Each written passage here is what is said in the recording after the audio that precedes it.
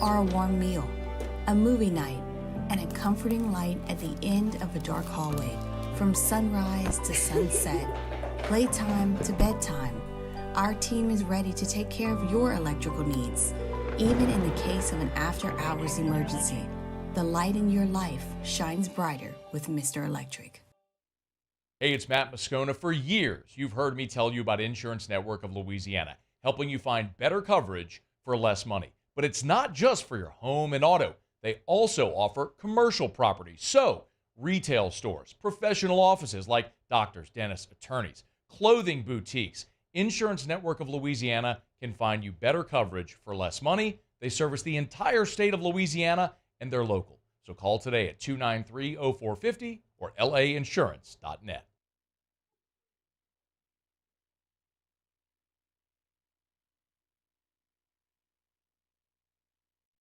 This is SportsCenter. I'm Christine Lisi. What a wild opener of this Mets-Braves doubleheader on ESPN2. Mets scored 6 in the top of the 8th to take a 6-4 lead. Braves answered with 4 in the bottom of the inning and went up 7-6, top of the 9th. Francisco Lindor, 2-run shot. That's put the Mets up 8-7, top 9. That's where we stand. If the team split the doubleheader, they claim the remaining 2 NL wildcard spots. If there's a sweep, the winner and Diamondbacks claim those spots. NBA Global Ambassador and Basketball Hall of Famer Dikembe Mutombo has died at the age of 58 from brain cancer. One of the most accomplished internationally born players in NBA history, Mutombo, after his playing career, worked extensively for charitable and humanitarian causes. ESPN basketball analyst Chiney Ogwumike. Off the court, it's very rare that you can say someone has exceeded what they've done as a Hall of Famer just in the avenue, in the arena of life. He was the NBA's first global ambassador. They created that position for him. He launched his own hospital. NFL Patriots are not making a quarterback change this week. They're sticking with Jacoby Brissett as their starter. Hey, it's your resident Super Bowl champ, Chris Candy. Coming on Tuesday, the Bears are sitting at 500, so all good in Chicago, right? I'll tell you why I have cause for concern. It's unsportsmanlike, 6 a.m. Eastern, right here on ESPN Radio, ESPN2, and ESPNU. Matt Moscona. I'm very important. After further review. Say it one more time. After further review with Matt Moscona. And here we go. Live from the Mercedes-Benz of Baton Rouge studio. That's right.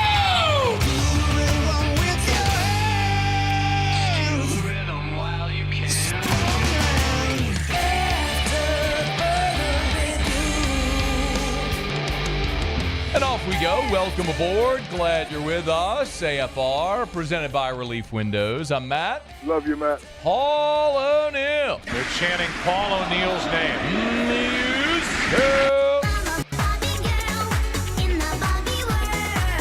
And Mr. Toby Tom Play.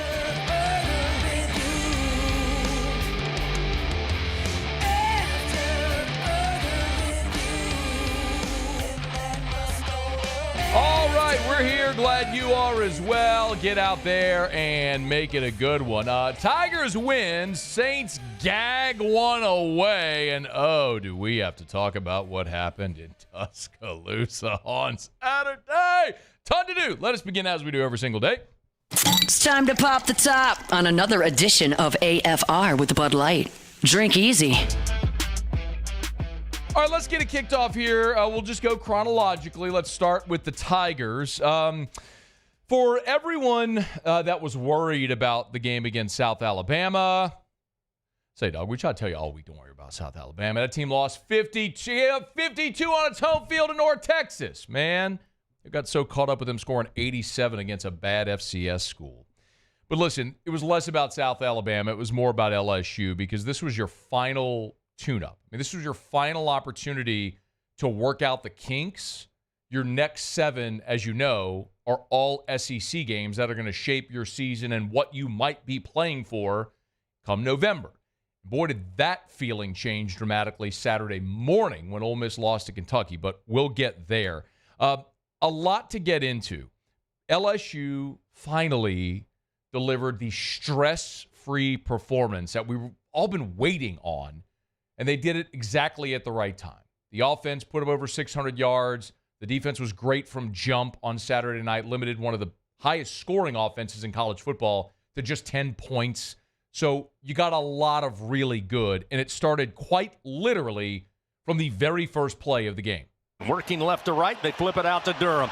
Durham, the speedster, to the 35, slips through across midfield, can't race to the end zone, 20, 15, 10, 5. Touchdown, Fighting Tigers, 71 yards for Caden Durham. Chris Blair on the call, the LSU Sports Radio Network. Caden Durham was awesome. He took his first touch to the house. His second touch was an 86-yard run that got tackled at the 1-yard line. His Pro Football Focus grade was an 89.2. That was the highest on the team. He didn't even play in the second half because of the injury. After the game, Brian Kelly said that it was a foot injury. We did confirm over at LouisianaSports.net that Caden Durham dislocated 2 toes. Now, I'm not an orthopedist, and I'll check this week. And we got time, obviously, with LSU going into an open date. But how limiting that might be. It is good to know that Durham was injured on his 8-yard touchdown run. So it was the run that put LSU up 21-0. Right at the beginning of the second quarter. And when he scored on that run, Miles Frazier fell on his foot. You could see him limp off the field after that. But Durham did end up playing the rest of the first half after the injury. So maybe that's a good sign. It would seem to be a good sign that he could be ready, but I don't want to be presumptive. We'll wait and see. But that was just a fantastic start as Caden Durham continues to establish himself there. Your offense, which a lot of people have been waiting to see balance out of your offense, you got it. Listen, Brian Kelly said after the game, they have been waiting and been a little surprised about teams continuing to stack the box. And if teams played coverage, they'd have running lanes. Well, South Alabama played coverage, and very clearly LSU had lanes to run, and Caden Durham was in large part the beneficiary there. The offense scored on 4 of its first 5 drives. You put up 429 yards of offense in the first half. That was the most yards in a half. And I understand it was against South Alabama, but it was the most yards in a half since the Peach Bowl in 2019 when Justin Jefferson caught like 18 touchdown passes in that game. So you scored 63 in that ball game. And this was the most yardage you would put up in a half since that game. And you've played bad teams. You've played FCS opponents. You've had opportunities. Even last year, that prolific offense didn't do that in a first half. So it's certainly notable. Garrett Nussmeier was really good. 429 passing, 400 passing, 409 passing, 4 total touchdowns, 2 passing, 2 rushing. And, by the way, you also saw Mason Taylor get his 100th career reception. Mason Taylor! Oh, thank you. So congrats to him on that great honor. So there was a lot that went really well for LSU. There was one part of the game that got sticky. You're up 35-3 at halftime. They get the ball there to start the second half, and they put together a really nice scoring drive. It was really their only offensive pulse of the day when they drove down the field and put up a touchdown drive that was a 9-play, 75-yard drive, took 4:43 off the clock. They made some nice adjustments. Go down, it's 35-10. Then Garrett Nussmeier throws his second interception of the day. Brian Kelly said after the game he's not concerned with the interceptions, and quite honestly, I think he's right. The first one, Nuss missed a guy on a wheel route that was open, just underthrew it a bit. And the one there at the start of the third quarter was careless. You're driving, you're inside of their 30-yard line, and just not a smart play. Brian Kelly undressed him on the sideline, and then we saw what happened. The defense came up with a monster stop at the goal line on 4th and goal. Whit Weeks and Major Burns came up with that stop, and then LSU put together a 99-yard touchdown drive. A 99-yard touchdown drive, which, by the way, ate up 12 plays, and you overcame 2 penalties, a 15-yard face mask penalty and a formation penalty as well, an illegal snap. So you overcame a lot. You still put together that touchdown drive and scored. At that point, it was 42-10, and that'd be your final margin.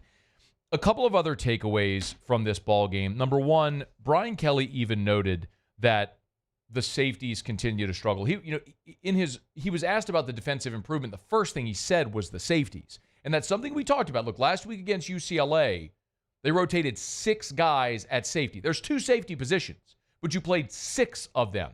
And later in the postgame, Brian Kelly was asked about his safeties, and he kind of clarified what they've been doing to this point and actually affirmed a lot of what we've been talking about. I think it's an issue that we have to continue to evaluate and who's the right group that should be on the field. And it's not like we're pressing them and putting them down on the line of scrimmage. I mean, I think we just have to be technically better, not necessarily ask somebody to do something that they can't do. We were 12 yards deep and we were late getting out of our pedal. So the guys can play the position. They just have to be technically better. Okay, this is the one I actually want. Effectively, he says, yes, they got to be technically better, but here's the plan moving forward.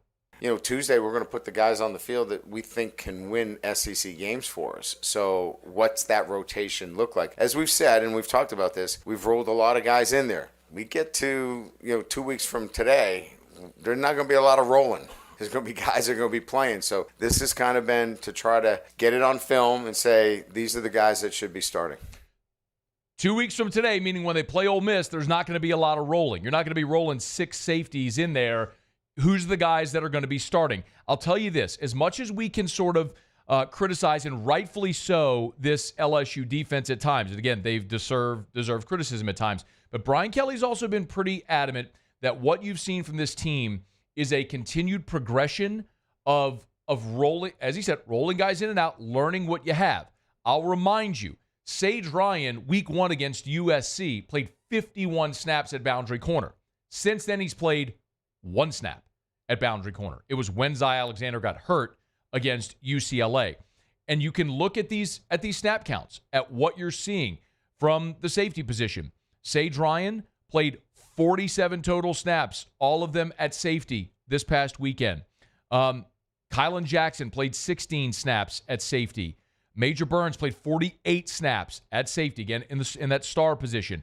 Jordan Allen played 16 snaps. Deshaun Spear played 37 snaps. So you can see it's very apparent what they're doing. They're getting a lot of guys' experience to put it all on film to see who can actually roll. And whenever they go play against Ole Miss, coming up in less than 2 weeks, a week from Saturday, they're going to have a really good sense after having played 5 games and played a lot of guys, a lot of reps, who are the guys they feel like they can count on. And that's the biggest weakness you have right now on this football team. It's not even deniable. LSU's pass defense is 96 in the country. That's worst in the SEC. And I say that, and statistically it ain't great. But doesn't it feel and look a lot better than it did a year ago? Again, that's a low bar by comparison. But we're looking for improvement. Aren't they better? Aren't they? Can we all agree on that? Like, it's better than, again, low bar, but it's better than it was a year ago. And it's better than it was in week 1 and week 2. And I think it's going to keep getting better, especially when you get Zy Alexander healthy and you have everybody in the spot they need to be in. Talked about this since literally since fall camp. We said, look, their best look is when they get Zy Alexander back, they can move Sage Ryan back to safety. When you look at the PFF grades, Sage Ryan was your 8th highest rated player defensively, and 2 of the players were JVR Suggs and Devon Keys, who played 11 and 3 snaps respectively. So of the guys that actually participated, Sage Ryan was your 6th highest rated defender. So yeah, he's playing his natural position. He's better there. When you get Zy Alexander national stamps on the boundaries, you're going to be better there. They're figuring out their team right now at just the right time. We'll see how good it is. By the way, for this week, Brian Kelly was also asked about the plan for this week heading into the bye, and he was pretty clear that they're not just gonna kick back and rest this week. Yeah, we're gonna register all of our guys to vote on Monday. So a big voter registration day. Get their absentee ballots in and make sure that that's done. And then it's not really a recovery week. We're gonna practice. We still have some real work to get done. We'll treat the second bye week as a recovery week. This will be a kind of a work week for us. Now look, you got to get Chris Hilton healthy and Zy Alexander healthy and Caden Durham healthy. And remember, Emory Jones last week against UCLA tweaked his ankle. They taped it up. He played the rest of the game. He played on Saturday. But by the way, he registered the lowest grade from PFF among the offensive linemen. You probably need to get him some rest as well. you're not going to be careless with those guys. You're going to get them ready to go against Ole Miss. But, yeah, you got work to do because you got a big challenge coming in a week from Saturday. All right, it's After Further Review. We're glad you're hanging out with us here. Our show open every day is brought to you by Bud Light. Drink easy with the great taste of Bud Light, the official beer of the LSU Tigers. Remember, when you go to all great local retailers, pick up the LSU aluminum bottles and the cans. It's a beautiful LSU design. If you're going to be tailgating or watching the Tigers, make sure you got plenty of ice-cold Bud Light in the officially licensed can and aluminum bottle. Of course, the official beer of the Saints as well, and we are going to start registering because a week from today, Saints, Chiefs, Monday Night Football. We will be at the ESPN Bet Sportsbook at LeBear's, and we're inviting you to join us. We're going to have 8 winners that we're going to announce our winners on Thursday of this week. So we will announce or qualify 2 people per day, and we'll announce our winners on Thursday of this week. So you can be prepared for to be with us for our watch party at the ESPN Bet Sportsbook. Again, it's all the Bud Light you can drink. It'll be open bar, premium seating for our 8 winners. We're going to start telling you throughout the day today how you can qualify. So please stay with us here. We're brought to you by, again, the official beer of AFR, Bud Light. All right, let me knock out a quick break, y'all. When we come back, we'll switch gears from the purple and gold to the black and gold. Regrettably, we'll talk about the Saints, who just had an epic choke job in the worst fashion against the Atlanta Falcons. We'll get to that. It's AFR. AFR. Love telling you about Rouse's, the official supermarket of the New Orleans Saints. Rouse's.com, Rouse's.com. Hey, look, it's Monday, maybe coming off the weekend. You're not really feeling like cooking tonight. You're heading home, no worries. Pick up dinner for the whole family at Rouse's. Yeah, they're a grocery store, but remember, they got hot and ready made grab-and-go meals for the entire family. Somebody in the family wants sushi, grab and go. Somebody wants something from the hot and boiled kiosk, maybe boiled shrimp, crab legs, they got it. Maybe you want one of those Asian bowls. Like I love the chicken teriyaki fried rice bowl. It's something for everyone there at Rouse's. And listen, if you're checking off your grocery list, they got everything you need at Rouse's. Something like Erica went yesterday to the Rouse's over by our house. She went to the meat market, picked up like some brisket and some sides, and she just kind of, did her meal prep for the week with that stuff, portioning everything out. So many different ways you can do it. Of course, look, if you're going to grocery shop, get on by Rouse's. There's Rouse's everywhere. More than 70 locations from Lake Charles to Orange Beach and points in between. Rouse's. This feels like home.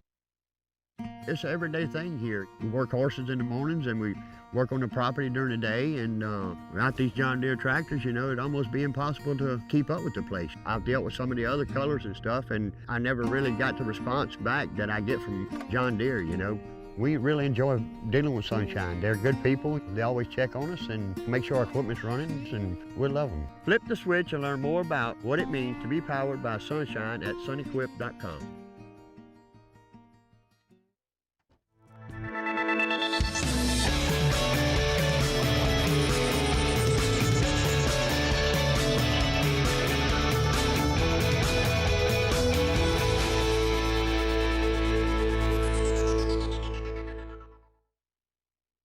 We're Rev Business, a local provider with nearly 90 years of experience. So when it comes to business in Louisiana, we know that personalized service is key. And we're here to go the extra mile with all fiber solutions that deliver what every business needs: reliability and quality. We're not just providers. We're the local team dedicated to helping you succeed. True partnerships are homegrown. Rev Business, internet, phone, managed services. Visit us at letsrev.biz. Gulf Coast Bank and Trust is giving our customers the power to bank anywhere, anytime during this challenging event. And we're right there with you. Our mobile banking app is a smart way to manage your money and time. Gulf Coast Bank and Trust, the bank that cares about you. Join us at Pro Dreams in Mandeville for our special event, A Day of Champions. Meet LSU National Championship winning head coaches Jay Johnson, Skip Burtman, and Paul Maneri. Don't miss your chance to purchase authentic sports memorabilia, autographed by the champions themselves. It's the perfect opportunity to celebrate LSU baseball and take home a piece of history. Visit pro-dreams.com to get your tickets. See you there. There it is, the extra mile, on the border of expected and extraordinary, for those willing to go further. Like vans customized for work or play, with safety and tech to keep you connected. Supported by a 5-star sales, service, and finance team, and backed by the 1-star you know. So go the extra mile. It's never crowded, because so few have what it takes to go there. Mercedes-Benz vans. Jerry and Benny Payne began Central Plumbing Company out of their driveway in Tanglewood subdivision. 50 years later and 4 generations down the road, we continue to serve Baton Rouge and the surrounding areas for all of their plumbing needs. Residential, commercial, industrial, or hospitality, Central Plumbing is here 24/7, 365. We want to thank our customers. After further review, presented by Relief Windows. Windows, doors, siding, and oh yeah, they also do interior shutters. From the right hash mark, at the edge of the Falcon feather. And it's good. It's good. A game like that, those are the kind that, excuse me, rip your heart out. But I know we got a good football team in that locker room. Now, we have to play better. We can't spot a team 14 points, a good team, and expect to win those type of games. The fact that you come back and put yourself in a position to win that tells me that we got a good football team.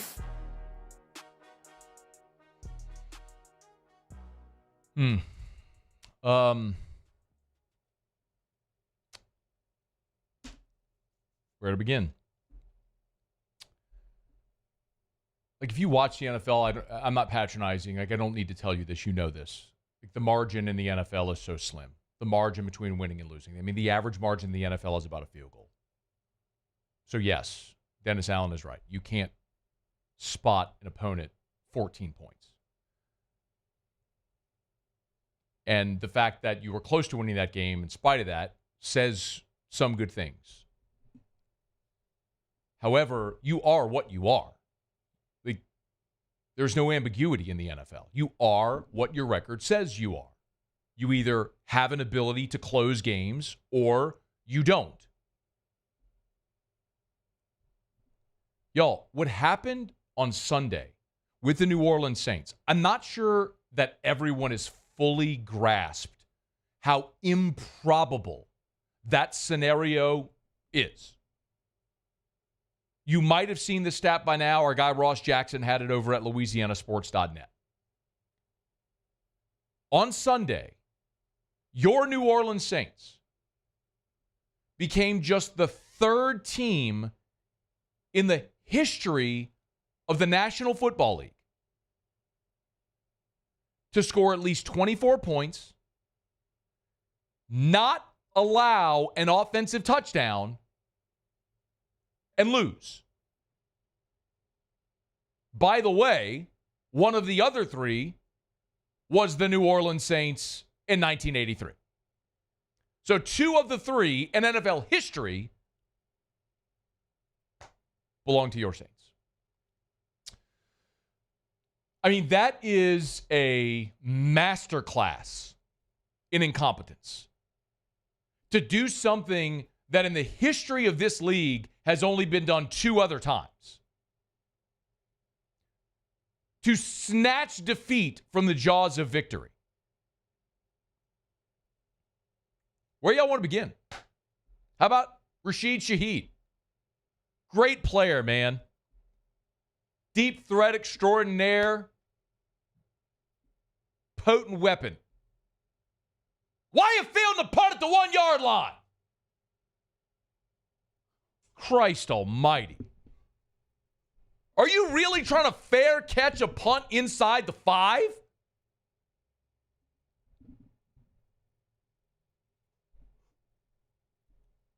Remember playing Park League football at Kenilworth. Go Chiefs. Freaking coaches told you when you're 5 years old, put your heels on the 10. Don't field it inside. You muffle punt at the 1-yard line? The hell away from it.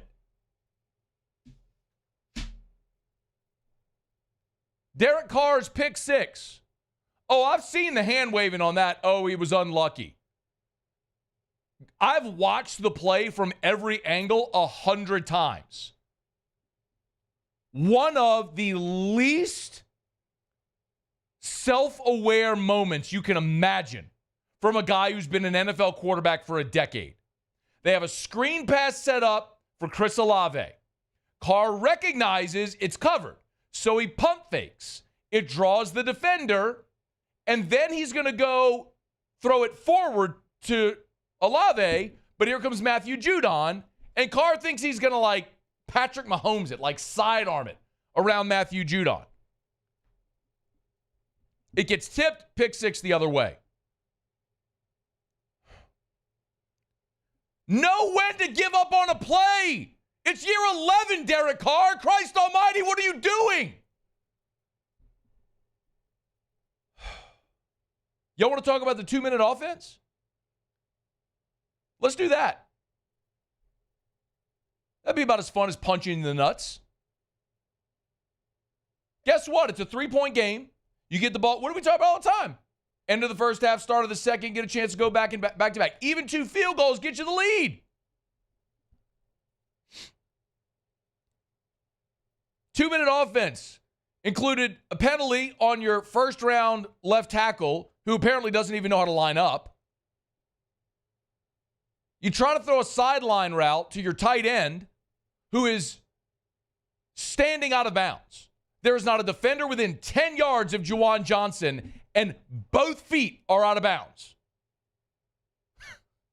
Nobody's near him.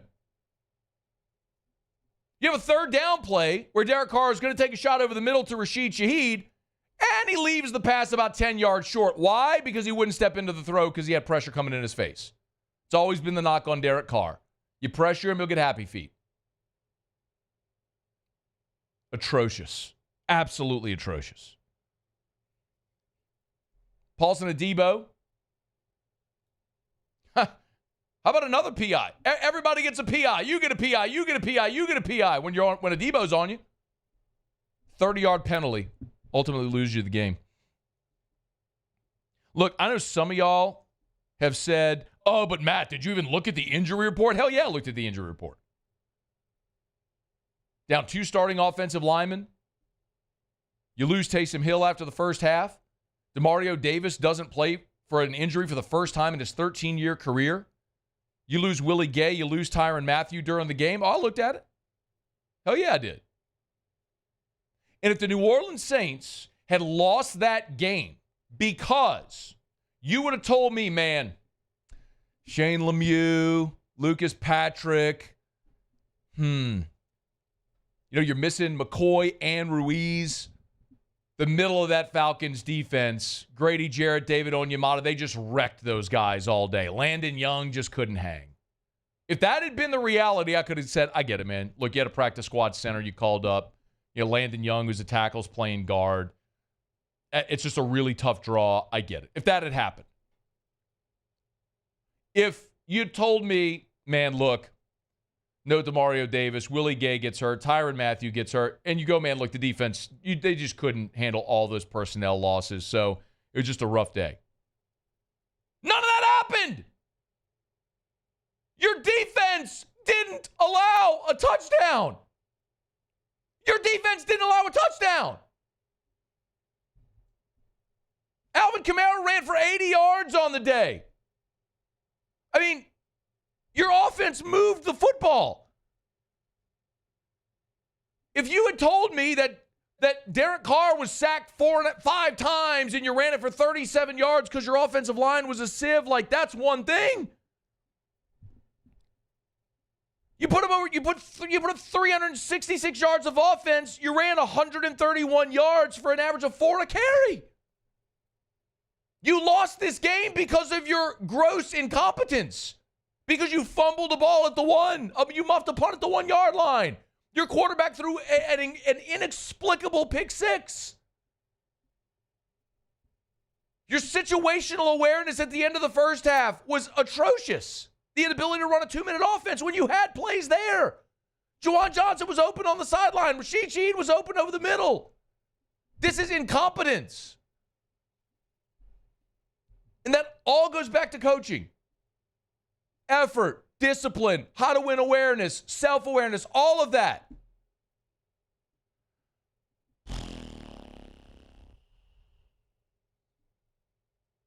This is how you get mired in mediocrity. This is how you live in a perpetual state of 8-9, 9-8, 7-10. This is how. You cannot establish consistency. Why are great teams great? Consistency. The Saints do not have it.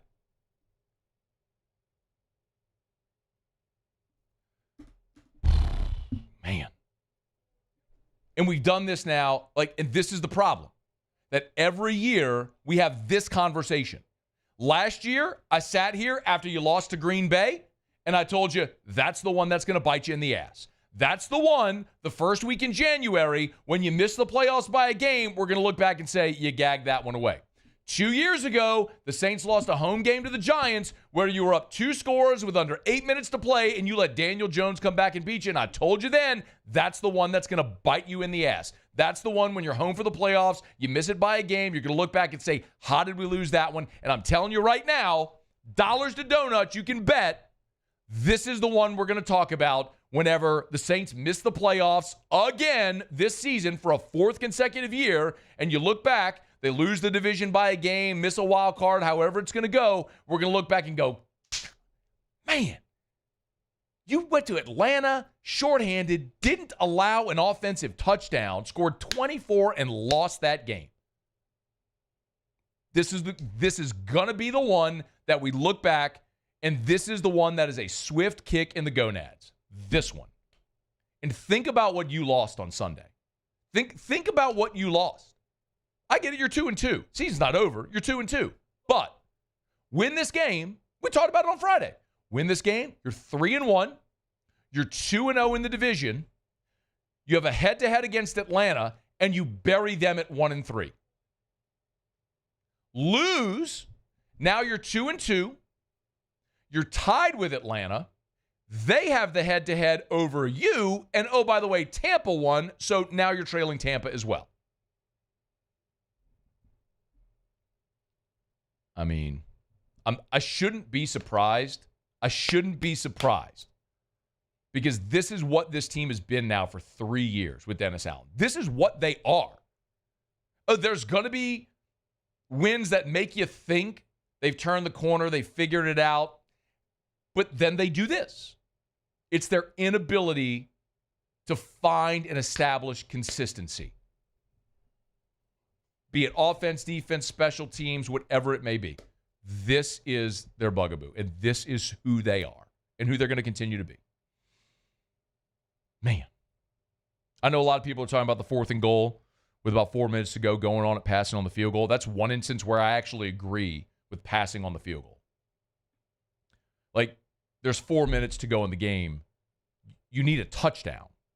So, like, you're down 6. You could kick the field goal and make it 3, but there's no guarantee you're getting the ball back. They could go into a 4-minute offense. You could never touch it again. So I actually don't hate the decision to go for it on that 4th down. And plus, if you don't get it, now you buried them, which happened, and then they tried to bleed timeouts and run clock. You got a short field, and you ended up scoring, as we know, with a minute left in the game. So I didn't hate that decision. Now, in the second quarter, even the third quarter, I'm saying take the points right there. There's a lot of game left. But in that situation, I didn't hate the decision. I actually agree with the decision there to go for it on 4th down. But it don't matter. Results what it is. Saints lose, and now you got to turn around and go to Kansas City on Monday Night Football. And unless you can find a way to beat the Chiefs, which are the picture of consistency in the NFL, despite not playing their best and losing Rashee Rice yesterday, they're 4-0.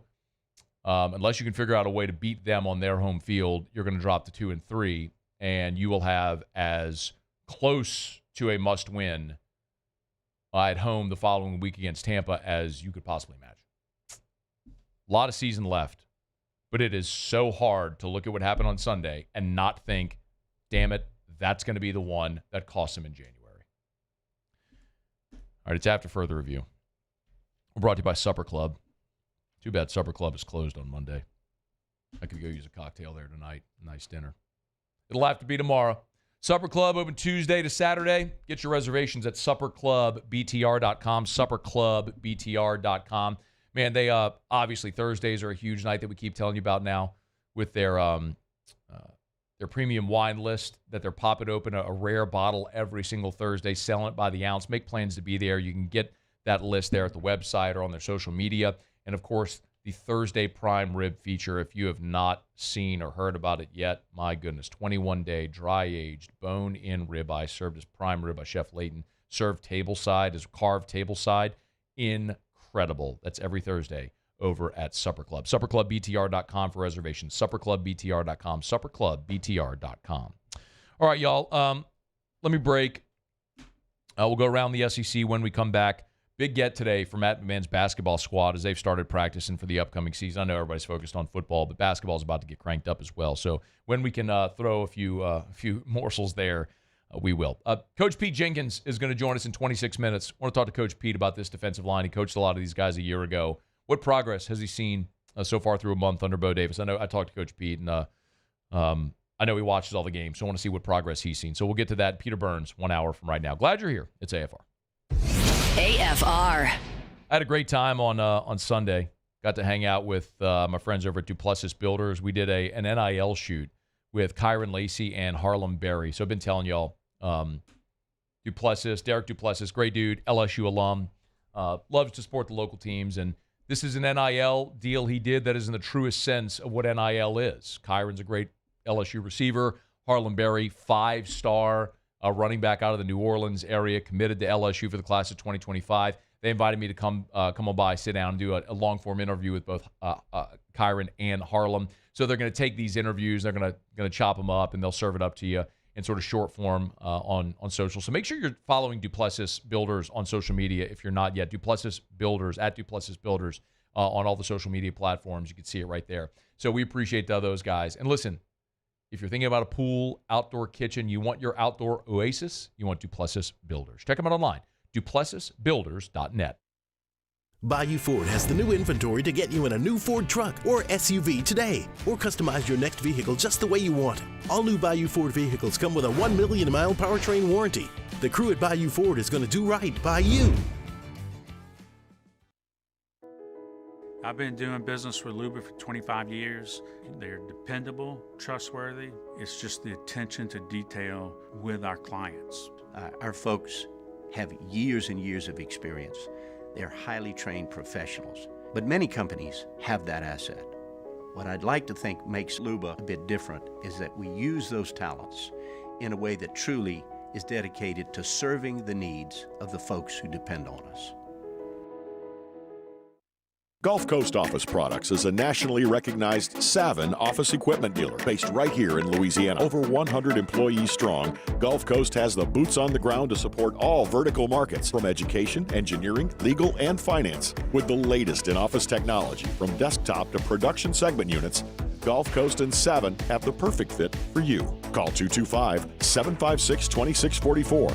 That's 756-2644 for Gulf Coast Office Products.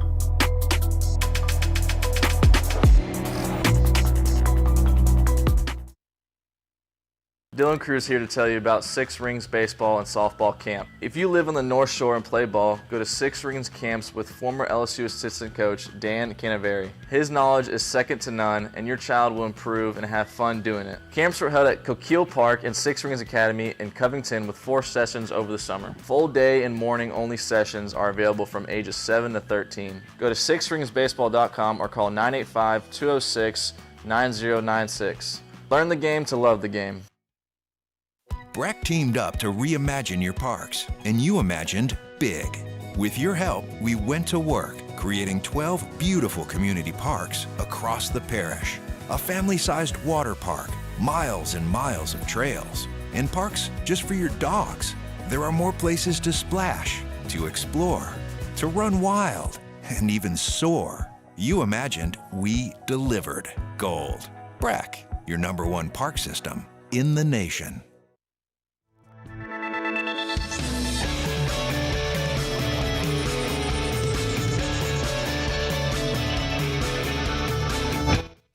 further review, presented by Relief Windows. Windows, doors, siding, and oh yeah, they also do interior shutters.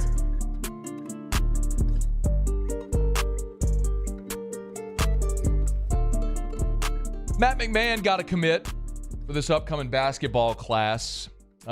Maisie Mosley is his name, 6'5" shooting guard out of La Canada. Am I saying this right? La Canada, Flint Ridge, California. Would it be La Canada? La Canada? La Canadia? La Canada? La Canada? La Canada? Might be La Canada. I don't La know. Canada. I have no idea. I don't know. This is the first time ever hearing of this place. LaCanada, Flint Ridge. La Canada, Flint Ridge, California. Second commit for the class of 2025. You can go check it out at louisianasports.net. Got the write-up there. Got the offer back in June. Picked the Tigers over Iowa and Michigan, among others. So, by the way, he's from California.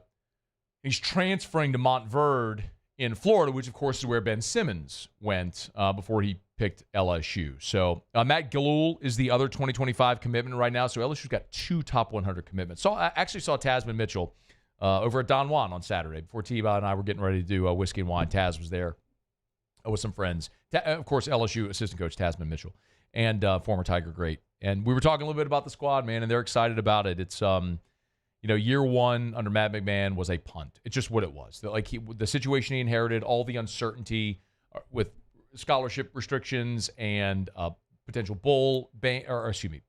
postseason eligibility. It was just year one was a punt. Last year, they put together a roster that got you into the postseason, got to 500 in league play, which was a dramatic turnaround. This feels like with no more weight or burden of any of those restrictions or anything lingering over the program, and a talented roster. This feels like a team that should hear its name called on Selection Sunday. We'll see if Matt McMahon can get them rolling. So we'll get to there. Congrats, big commit this today on this Monday for Matt McMahon and the basketball Tigers. Maisie Mosley out of California, a top 100 prospect for the class of 2025, picks the Tigers. Okay, it's after further review. Let's go around the SEC. Around the SEC, bringing you the biggest news from the nation's best conference, the Texas Longhorns. Quinn Ewers is expected to start for Texas against Oklahoma on October the 12th. Of course, Arch Manning has started the last 2 weeks after Quinn Ewers suffered that injury a couple of weeks ago against UTSA. It was an oblique. They called it an abdominal strain. But Arch has started the last 2 weeks. They'll have an open date this week, and then they'll play there at the Texas State Fair in the Cotton Bowl against Oklahoma on October the 12th. Ewers expected to be back. Texas A&M! An injury update on Connor Wegman as well. This ahead of Texas A&M's matchup with Missouri this weekend. Wegman missed last week against Arkansas. Wegman has a chance to return this weekend against Missouri, according to Mike Elko. It'll be a game-time decision, but the really interesting question is going to be if Wegman is available, do they start him or continue riding the hot hand with Marcel Reed? The South Carolina Gamecocks. Speaking of quarterback injury updates, after missing last week's game, Lenora Sellers will be back for South Carolina this weekend. Pete Thamel had the news first and should be back as the starting quarterback. He is listed atop the depth chart on Monday, so that does suggest him coming back after missing the game a week ago. South Carolina was off this past weekend. They did win 50-7 over Akron with Robbie Ashford starting in his place, but with Sellers back and having almost 3 weeks to recover after the loss against LSU, should be back for Ole Miss this weekend. The Florida Gators. And 4-star safety Demetrius Samuel has flipped his commitment back from Florida to Syracuse. So back in July, the 4-star safety flipped from Syracuse to Florida. He reclassified to 2025. Now he's flipped back to Syracuse. 6'2", 180. He's the number 207 overall prospect, the 18th best safety, the 32nd best player in the state of Florida. But he is eschewing the Gators and headed up to the Orange. Okay, there you have it. That is Around the SEC. We are presented by our friends over at Michelli Weighing and Measurement. That's Michelli. Michelli Weighing and Measurement. Go to Michelli.com, Michelli.com. Tell you every day, you weigh or measure something. They sell, service, rent the products you use to weigh and measure. That's Michelli Weighing and Measurement. Yes, they can also do on-site calibration. So maybe at your industrial facility or any type of facility, you have equipment that needs to be calibrated, but you don't want it to leave, or it physically can't leave your facility, Michele can come on site. They have mobile calibration labs, 6 different calibration labs in the state of Louisiana, more than 30 across a dozen different states. If you weigh or measure something you need, Michele, go to the website. You can see all the products and services they offer, from ISO 17025 accreditation to their track system, which is a 24/7, 365, totally free access to all of your assets for all of your records. And it's track records, assets, and calibrations. They're just words, Matt. Say them. Track. It's Michele Weighing and Measurement. Michele.com. Michele.com. Okay, y'all. Glad you're hanging out with us here. Let me knock out a quick break. Come back. We'll do what we learned every Thursday. Muse, Paulie, and I give you 3 things we're watching on the football weekend. So what did we learn from those 3 things? We're going to get to it. Coach Pete Jenkins is going to be here in 17 minutes from right now. Always love when we get a chance to visit with Coach Pete. You'll know Coach Pete worked with the LSU team a year ago after the Ole Miss debacle and worked for the remainder of the season. And I've had a chance to talk to Coach Pete, off the record a couple of times this season about what he's seen from this defense over the first 5 games. And so I invited him to come on the show today, so we'll talk a little bit about that. Of course, without Jacoby and Guillory, who he coached a year ago. And then you're introducing some young guys now with Ahmad Bro and Dominic McKinley, who continue to see their snap counts increase, especially since the injury to Jacoby and Guillory. So we'll get to that with Coach Pete here in, again, about 16 or 17 minutes or so, and then Peter Burns in 45 minutes from right now. By the way, tell your Bama friends. I'm not running from the Alabama conversation. We're going to have that right at the top of hour 3. So if you're curious, listen, I've made a lot of waves among Bama people over the last 8 months. And if you're curious, my thoughts on what happened Saturday in Tuscaloosa, we'll get to that straight up hour 3, so an hour and 15 minutes from right now. All right, stick around. It's AFR. AFR. Brought to you by Darren James and Associates, brokered by LPT Realty. Every home listed by every company, all in one place. Agent225.com, agent225.com. Y'all, we have seen rates drop. We've seen life pump back into the market. So if you are thinking about selling your home, my goodness, this is the time. I know I say this every year to you. If you've listened to the show for any length of time, you've heard me say this. The perception always is the springtime is the busiest home buying months in this market. It's November. And it makes a lot of sense. People want to be in their new home for the holidays. You want to be in your new home for the new year. Well, when do you start that process? Well, November. So now as we get to tomorrow's October 1st, this is the time to get in front of the market. Don't jump into the market when it's saturated. Get in front of it right now. Call Darren James, 335-7666, 335-7666, or agent225.com. Think real estate, think Darren James. Bayou Chrysler Dodge Jeep Ram has back-to-school savings like $16,000 off 25 Ram 1500 trucks. We're open for business in our beautiful new showroom and taking $16,000 off. All new Bayou vehicles come with a complimentary extended warranty. The crew at Bayou Automotive is going to do right by you. The Windsor Senior Living Community in Mandeville, Louisiana is a beautiful, vibrant apartment community geared toward seniors. They are nestled right in the heart of Mandeville, where seniors live a more carefree lifestyle in spacious apartments with the peace of mind that comes from having a little extra help. Call the Windsor at 985-624-8040 to schedule a lunch and tour. Come see how the Windsor can be your passport to peace of mind. Gulf Coast Office Products is a nationally recognized Savin office equipment dealer based right here in Louisiana. Over 100 employees strong, Gulf Coast has the boots on the ground to support all vertical markets, from education, engineering, legal, and finance. With the latest in office technology, from desktop to production segment units, Gulf Coast and Savin have the perfect fit for you. Call 225-756-2644. That's 756-2644 for Gulf Coast Office Products. We're Rev Business, a local provider with nearly 90 years of experience. So when it comes to business in Louisiana, we know that personalized service is key. And we're here to go the extra mile with all fiber solutions that deliver what every business needs: reliability and quality.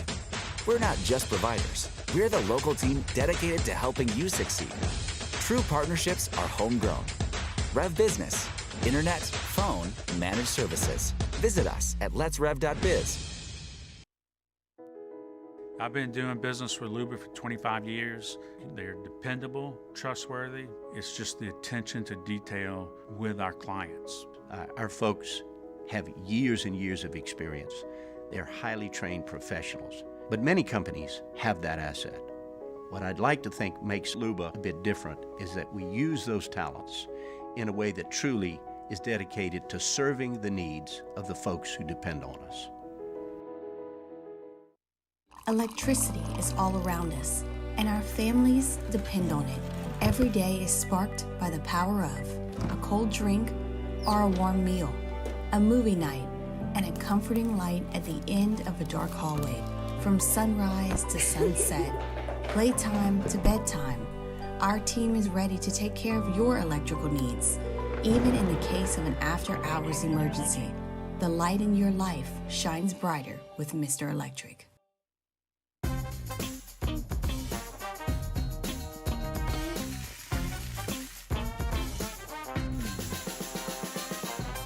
The best for the review, presented by Relief Windows. Windows, doors, siding, and oh yeah, they also do interior shutters. Remember, you can always email us, tweet us, text us, 225-396-4400. You can always jump in the Bayou Ford YouTube chat on the Watch 104.5 ESPN YouTube channel. If you're on YouTube, thanks so much for being there. Please smash that like button, subscribe to the channel. All of our content is live and free on YouTube every single day. I got a text from Bronson talking about the Saints, and a little bit of a defense of Dennis Allen. He says, I wish they would have started out with Clint Kubiak or a Kubiak-like hire. Said, I'd rather stay relevant than tank, lose everything, start over. I want to be very clear. I am not saying tank. He says, I want to stay relevant. I'm not saying tank. However, when you live in a perpetual 8-9, 9-8, 7-10 range, you are not relevant. You're not the worst team in the NFL, but you are not relevant. The New Orleans Saints are not championship relevant. That's what you got to get through your mind. Yes, you can win games and not be the worst. And I'm not saying tank. I don't want them to tank. You don't have to tank. We've seen teams get aggressive, move up, and take their swing with a great quarterback. Sometimes it works, sometimes it doesn't. The Panthers moving up to take Bryce Young doesn't look great. I respect them taking their swing very much, but you got to nail that pick. And there's inherent risk. But what I know is the Saints right now, you are not relevant. Like, you are not winning a championship. You could win enough not to be the worst and keep picking somewhere in the 13 to 15 range in the draft every year. Is that what you want? I don't want perpetual mediocrity. I want a chance to break through. And the only way you do that is by changing your quarterback and your head coach. I mean, that's proven. It's binary. Like, as Terry would say, that's digital. You've got to have that right combination, or you can't win. All right, it's after further review. Let's do what we learned. We watched. Now, let's review. All right, three things. Muse, Paulie, and I every Thursday tell you three things of the football weekend that we're keeping an eye on. We come back and talk about them after. Muse, fire away. Yeah, so we were keeping a close eye on Kansas State and Oklahoma State. Which team could avoid the 0-2 start in the Big 12? That was Kansas State. They were dominant. And they got some help, too, with Utah losing as well. Look out for the Kansas State Wildcats, man. It's good offense. I was watching Oklahoma and Auburn. Did Oklahoma find their quarterback? True freshman Michael Hawkins. No, he generated 230 yards of offense. Included a 48-yard rushing touchdown on the opening drive. And a 60-yard strike to set up a fourth-quarter touchdown. Oklahoma, 4-1. The first thing I was watching was Bama, Georgia, because neither of you decided to pick it. I left it for you. Yeah, thank you. I appreciate that. We'll talk about Bama, Georgia in 1 hour and 8 minutes from right now, but we all know how the game went. I was keeping a close eye on Boise State, man. They had to play another power opponent, looking to be the Group of 5 representative, and they dominated Washington State. 259 more yards on the ground for Ashton Jeanty. That guy is just a menace at running back. Boise State plugs along. The Vikings and Sam Darnold. 4-0 on the season. Darnold threw 3 touchdown passes. Jordan Addison caught 2. They were up 28-0 at one point. Jordan Love did return to the game, but Packers 4-0. Packers 2-2. How toxic are the Jets and the Panthers? Yeah. Doesn't it go to show you situation? Coaching matters. Situation matters. Notre Dame, Louisville. Muse insists that Notre Dame can't lose another game, or if they're 11-1, they don't get in the playoff. That's what you said. I said I don't think. No, I don't think it's ironclad. Yeah, I have the tape pulled. I will get it up. They are not getting in if they don't go 11. If they go 11-1, I said 11-1. They are locked. They're in 100%. That I agree with you. You said that they had to beat Louisville this weekend. They did. They got one more real challenge the rest of the season when they play Southern Cal. It's the only real challenge they have left. Not saying they're going to win them all, but that's the only real challenge. They'll face a Georgia Tech team who's going to be an underdog. Not a real challenge. Bengals. Gosh, they needed that one. Short week on the road traveling. Yes, they got it done. Joe Burrow not sacked in the ballgame. First time since 2021. How about that? The Chiefs and Patrick Mahomes do it again. Mahomes, they were down 10-0 early in the first quarter. Came back to win 17-10. Kelsey returned to his normal self. Chiefs did possibly lose Rasheed Rice for the season. No, they lost Rasheed Rice for the season. He got it. I was watching the Niners, and I don't think anyone thought there was a real chance that this wasn't going to go their way. It was the first double-digit point spread in the NFL on the season. Niners are playing the Patriots, but they were 1-2. And that was one you better get that one. Yep. If you don't get that one and you're 1-3, now you got issues. For real issues you got to dig through. Niners win. They win comfortably to even up their record at 2-2. All right, that's what we learned. Our Monday shows are brought to you by Relief Windows and ReliefWindows.com. Energy-efficient replacement windows, beautiful entry doors, hardy plank vinyl siding. Oh, yeah, they do indoor shutters as well. It's Relief Windows and ReliefWindows.com. Look, you can go out there and you can shop around and you can get quotes. I'm going to tell you right now, if you're just shopping price, don't call Relief Windows. They're not going to be the cheapest, but they're going to be the best, I guarantee it. Relief Windows and ReliefWindows.com. All right, y'all, glad to have you hanging out with us here on this Monday edition of AFR after a solid weekend. Peter Burns in 35 minutes from right now. When we come back, excited to have Coach Pete Jenkins jump aboard with us here. Everyone's heard Coach Pete plenty of times here on the show and reached out to him to come on. I want his perspective on just how much this LSU defense maybe has improved from Game 1 to Game 5. That's coming up right after SportsCenter. It's AFR. AFR. If you find yourself in need of tires, only one place you got to go. Shawbills. Shawbills Tire and Auto Service, ShawbillsTire.com, ShawbillsTire.com. You can schedule service online. You can shop tires online. Just punch in your vehicle's year, make, model, body, style. It's all right there. You can pick exactly the tires you need over at Shawbills. And like we always say, Shawbills is going to sell you name brand tires at wholesale prices. It's just the thing that they've done since 1968 when they opened their doors. They're going to sell you the best tires on the road at the cheapest price possible. They guarantee it. They got Charlie's Price Match Guarantee, by the way. So if you buy tires at Shawbills, you find them advertised somewhere cheaper, they'll refund you 125% of the difference. You are going to get the best price on tires, and they're going to treat you like family, which means they'll create loyalty, and you'll go back year after year after year for anything you have going on with your vehicle. It's Shawbills. Find the location nearest you or schedule service online at ShawbillsTire.com. Shawbills, we keep you rolling.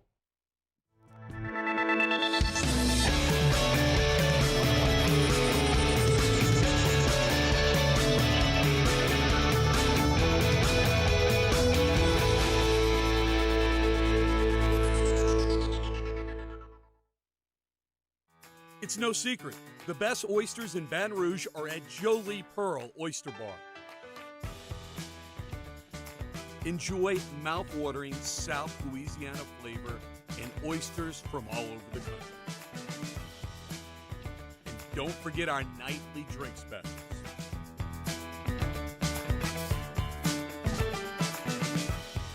Jolie Pearl Oyster Bar, located in downtown Baton Rouge. Hey, it's Matt Moscona. For years, you've heard me tell you about Insurance Network of Louisiana, helping you find better coverage for less money. But it's not just for your home and auto. They also offer commercial properties. So, retail stores, professional offices like doctors, dentists, attorneys, clothing boutiques. Insurance Network of Louisiana can find you better coverage for less money. They service the entire state of Louisiana, and they're local. So call today at 293-0450 or lainsurance.net. There it is, the extra mile, on the border of expected and extraordinary for those willing to go further, like vans customized for work or play, with safety and tech to keep you connected, supported by a 5-star sales, service, and finance team, and backed by the 1-star you know. So go the extra mile. It's never crowded, because so few have what it takes to go there. Mercedes-Benz Vans. Jerry and Benny Payne began Central Plumbing Company out of their driveway in Tanglewood subdivision. 50 years later and 4 generations down the road, we continue to serve Baton Rouge and the surrounding areas for all of their plumbing needs. Residential, commercial, industrial, or hospitality, Central Plumbing is here 24/7, 365. We want to thank our customers, family, and friends for 50 years of success. And looking forward to 50 more. Dylan Cruz here to tell you about Six Rings Baseball and Softball Camp. If you live on the North Shore and play ball, go to Six Rings Camps with former LSU assistant coach Dan Canaveri. His knowledge is second to none, and your child will improve and have fun doing it. Camps were held at Coquille Park and Six Rings Academy in Covington with 4 sessions over the summer. Full day and morning only sessions are available from ages 7 to 13. Go to sixringsbaseball.com or call 985-206-9096. Learn the game to love the game.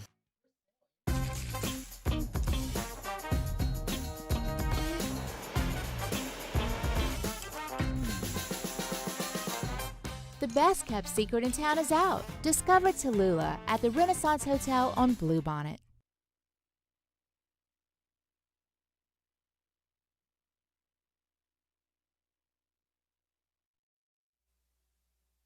This is SportsCenter. I'm Christine Lisi. Things got wild late in Game 1 of today's Mets-Braves doubleheader. Top 8, Mets rallied from a 3-0 deficit, scored 6. They took a 6-3 lead. Bottom 8, Atlanta answered with 4, went up 7-6. Francisco Lindor, 2-run shot, top 9. That gave the Mets an 8-7 lead. They did not give up as they clinched an NL wildcard spot. 100% I knew I got it. 100%. It's not in my DNA to go too crazy. And we're playing an outstanding team on the other side that won it as well, and it was one of those where I hit it and I was like, thank God. Met shortstop Francisco Lindor, Game 2 on ESPN. Atlanta's Chris Sale scratched from his start with back spasms. Mets and Braves scoreless bottom 1. Atlanta needs to win Game 2 to clinch the remaining NL wild card. A loss gives that spot to Arizona. NBA Global Ambassador, Basketball Hall of Famer Dikembe Mutombo has died at the age of 58 from brain cancer. After his amazing playoff playing career, he worked extensively for charitable and humanitarian causes. Hey, it's your resident Super Bowl champ, Chris Candy. Coming on Tuesday, the Bears are sitting at 500, so all good in Chicago, right? I'll tell you why I have cause for concern. It's unsportsmanlike, 6 a.m. Eastern, right here on ESPN Radio, ESPN2, and ESPNU. Matt Moscona. I'm very important. After further review. Say it one more time. After further review with Matt Moscona. And here we go. Live from the Mercedes-Benz of Baton Rouge studio. That's right.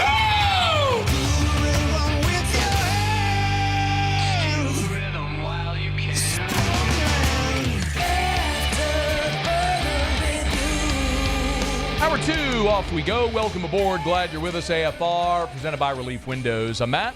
This is Shaq O'Neal, and I hate Matt. Paul O'Neal. They're chanting Paul O'Neal's name.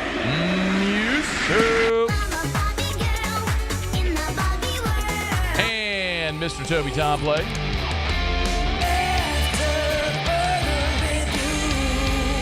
All right, we're here. Glad you are as well. Get out there and make it a good one. Peter Burns of the SEC Network, 30 minutes from right now.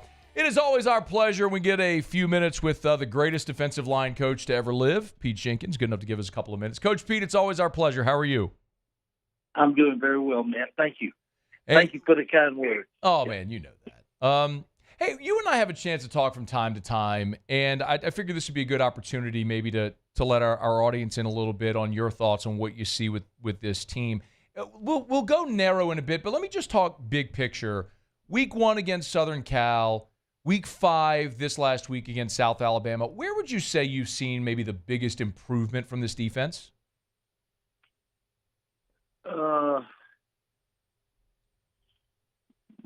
I think there's several areas. I hadn't thought about the question in that particular way. I think in several areas we're better than we were. I think the secondary is better. I think 40 is playing really well. I think at linebacker. Mm-hmm. the outside guys, the ends,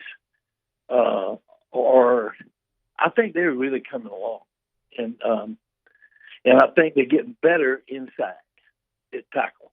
Not good, but better. Had a long talk yesterday, Matt, with Bo. And, the thing that I would like, you already know this, of course, and we've talked about this, you and I, but the thing I would like for your listeners to hear me say is, those two guys, Kevin Peoples and Bo Davis, we're very lucky to have them at LSU. They're really good. You could look the country over and not find two better ones than those guys right there. And that's what I told Coach Kelly. I've been working with both of them for years and watching their progress and watching them grow as coaches. They're highly motivated guys, both of them, and they are extremely prideful guys. Bo yesterday, Matt, was better than he's been since the day he came to LSU. He's been so disappointed in the product on the field, the play of the product. And I think he told me yesterday, let me start it by telling you this. I told him, I said, Bo, when I went in there last year, I wanted to do it bad. I wanted to improve our situation as bad as I've ever wanted to do anything. But what I had to learn to live with was the time involved and everything. I was never able to get them real good. So what I became interested in doing is getting them better each week. And that's how I had to kind of temper I couldn't get them where I wanted. But I worked hard for improvement each week. And to see them do things that help the scheme and help the defense and does help the Tigers. Well, that's where I think Bo, I think I got Bo in that position, to tell you the truth. He saw improvement. He's been seeing improvement. And he was really in the ditch for quite a while there and everything. But I think this, man, he sees improvement, and he says to me, the guys, the players are really trying hard. It's important for them to do it. So when you get that as a coach, you can live with that. The guys that I had last year wanted they wanted to be good, really bad. But we got better. We got better, and that's what Bo's got to live with. Now Kevin's a little bit different situation. He's got a few more athletic guys at his position, but I see them getting better also. So I think we're coming, and I don't think we're good. I think we're better. Does that answer? That's a long answer. I'm sorry. No, I'm sorry. Coach Pete, people that listen to me talk all the time. I just want to know what's on your mind. What did this team lose when Jacoby and Guillory got hurt? I think a lot. I do. I'm very fond of him. And last week I was talking to Bo on the phone. We got off the phone, and within 3 minutes the phone rang, and I answered it, and it was Bo. And he said, Coach, guess who just walked in my office right as we got off the phone? And it was Guillory. And so he put me on the phone, and I told Guillory, I said, we were talking about you. We were both struggling to find something to say nice about you. And what?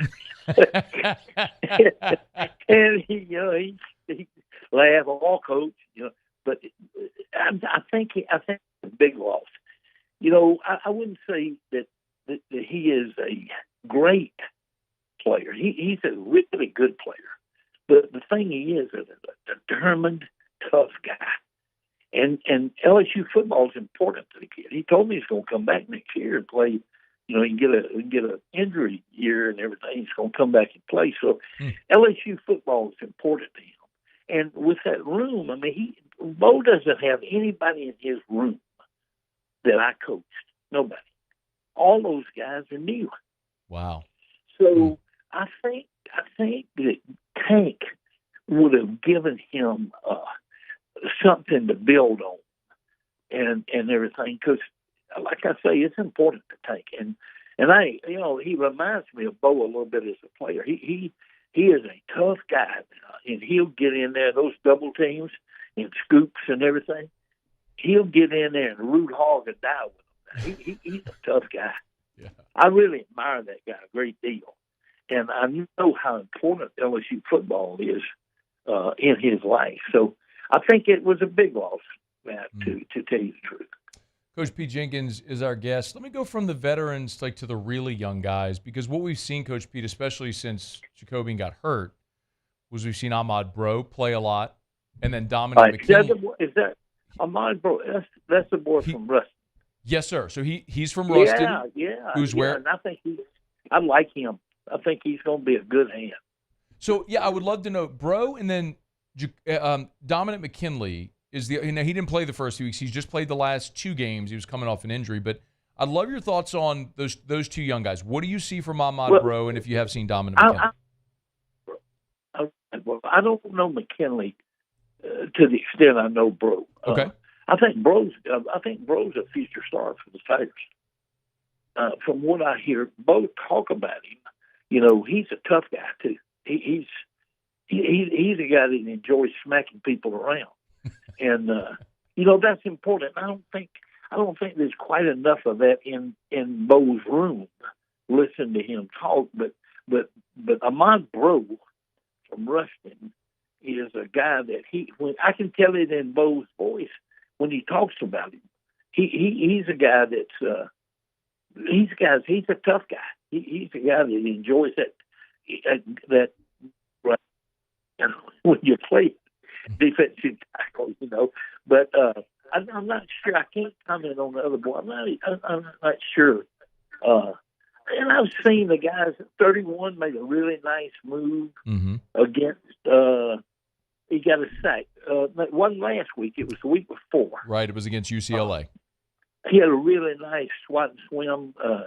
And there, I'm beginning to see a little coaching taking on these guys, and I feel encouraged. I don't feel good. I feel encouraged that they're getting better, and I think the ends are getting better too. I think they're playing 6.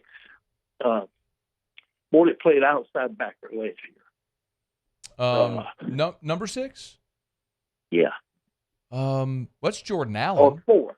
Oh, 4. Well, Harold Perkins. Harold Perkins is the one who got hurt. No, not Harold. The one that played outside backer last year. You're talking about Braden Swinson. Swinson, yeah. Mm-hmm. See, I think Swinson's come a long way this year.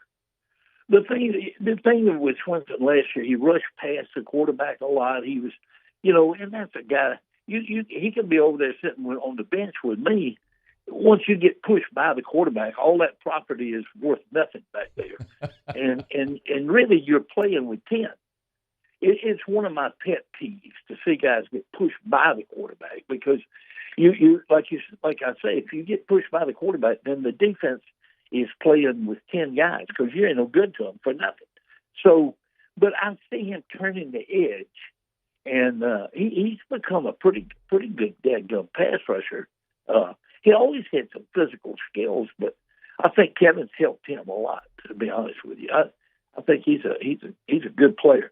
And they moved Zero Harris. Mm-hmm. They moved him in there to 3 technique. He's playing 3 technique some, and he's not physically the body that you want in there, but he's a guy that'll give you everything he's got. Yeah, and a smart guy. So. Last year it was my fault to move 35 in there because we were short. I had 3 tackles. If I get one hurt, if I get one hurt, it means that I got 2 guys playing, and I don't know what's going to happen if I haven't done the injury. So I moved 35. I wasted 2 weeks of his life and 2 weeks of mine moving him in there. The better move The better move was moving Paris in there. He's better equipped to play in there than 35 is. 35 is happier and better at defensive end. And he went in there, he moved in there like I asked him to and everything, but it wasn't to his liking, to be honest with you. And I think Parrish has accepted that role and wants to do good at it. So that was a good move by Bo and those guys this year to move Parrish in there. He'll fight you, and he needs a little more lead in his pencil, but he's a prideful guy. He is. Coach, I got plenty of lead in my pencil. I mean, I'm trying to lose some of the lead in my pencil, if you know. I mean, so I need to cut back on the beer drinking during football season. Yeah, but I can tell by those places that you advertise on your show. Sounds like, man, I tell you, I think I need to go and hang out with Matt for a while. Man, you got some good people that are advertising in some the restaurants and places and bar. Some good-looking stuff, man. They keep me fed, Coach. They keep me fed. All right, hey, last thing for you. Yes. If I asked you, what do you think? All right, 5 games in, there's 7 to go. How much better, realistically, can this defense get from now to the end of November? I don't think they're going to be like some of them I've been around, but they can get better. And from what they got the coaching, and from what Bo and Kevin tell me, they got the want to. So you put those two together. I talked to Christian Lockiter about a couple hours ago. He is a perfect example, Matt. Christian, God bless him. He's like me. He was non-athletic, okay, and couldn't run, I never told him that when he was playing, right. Of course. But I'm gonna make sure. I'm gonna make sure I tell him that. Well, he knows I feel that way. Yeah. But look, I he and Greg Gilmore, two guys that were a challenge for me coaching. But listen, in that senior year, then Christian had 7.5 sacks and Greg had 8. Mm-hmm. They played so hard, and they took coaching, and they were prideful guys too. They wanted to be LSU defensive linemen. They wanted to uphold the tradition that we had in that room. And I don't know the kids now because I know the ends better than I know the tackles, but you got to have that want to get you a long way, man. It gets you a long way. And one of the reasons that I left LSU satisfied, Coach asked me, he said, if you'll come and help us make the opponent punt 2 or 3 times in the game, we have a chance to win the game because our offense is that good. And of course, it's kind of showing up in pro football too, isn't it? I mean, Jake's killing it, man. How about that? He looks just like he did in college. I mean, that's like Henry Thomas. First time I ever saw Henry Thomas play was in an exhibition game at New Orleans, preseason. And he looked just like he did. And I looked at Donna, my wife, and I said, that watching him, he looks just like he did playing at LSU last year. Yeah. And some guys make that transition much quicker than others. Jaden looks right at home to me in the NFL.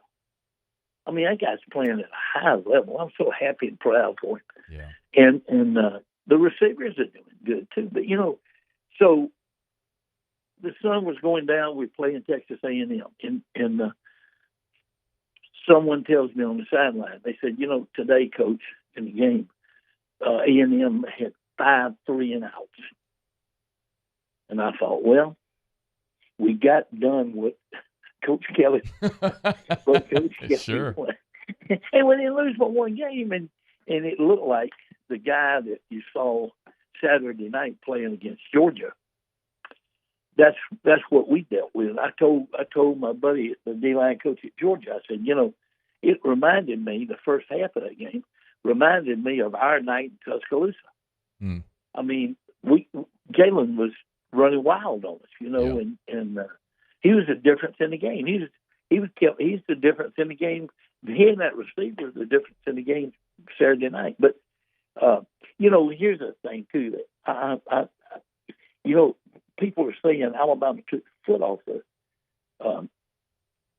gas in the second half, but they ran Jalen 9 times in the first half for over 100 yards. They ran him 7 times in the second half for like 40 yards. It wasn't they took the foot off the gas. It was Georgia. Georgia showed a lot of resilience, didn't they? Wasn't that unbelievable? What a comeback, man! Yeah, it was. I mean, it was a wild game. Nothing I would have ever anticipated. But boy, it was. Those two teams. It was a damn war. Now those two teams really played hard against one another. They'll probably see each other down the road somewhere. There's a really good chance that could happen. Yeah.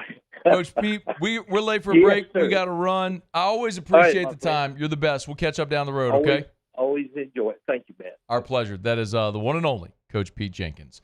Well, I got a break. It's AFR. After further review.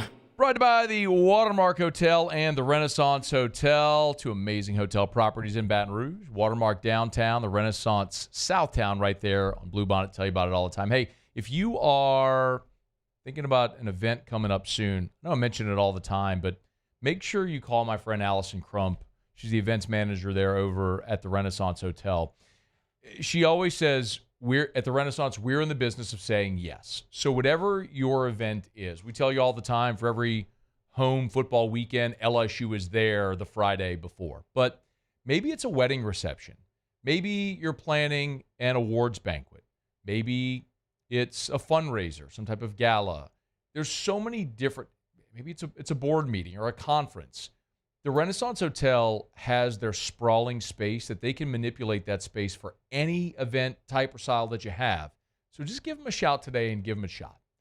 Call Allison today over at the Renaissance Hotel. When it comes to ending cancer, we push forward, always working together for you. That's why our cancer experts at Ochsner have clinically integrated with MD Anderson Cancer Center. This means advanced cancer care, including access to life-saving clinical trials and integrating care to treat the whole you. Introducing Ochsner MD Anderson Cancer Center. Long live you. Gulf Coast Bank and Trust is giving our customers the power to bank anywhere, anytime during this challenging event. And we're right there with you. Our mobile banking app is a smart way to manage your money and time. Gulf Coast Bank and Trust, the bank that cares about you. Bayou Ford has the new inventory to get you in a new Ford truck or SUV today, or customize your next vehicle just the way you want it. All new Bayou Ford vehicles come with a 1 million mile powertrain warranty. The crew at Bayou Ford is going to do right by you.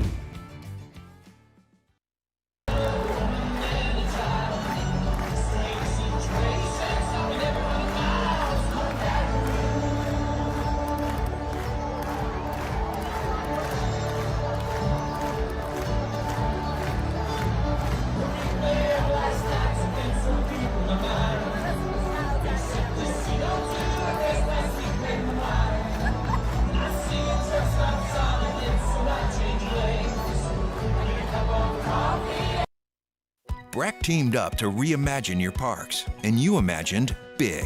With your help, we went to work, creating 12 beautiful community parks across the parish. A family-sized water park, miles and miles of trails, and parks just for your dogs. There are more places to splash, to explore, to run wild, and even soar. You imagined, we delivered gold. Breck, your #1 park system in the nation.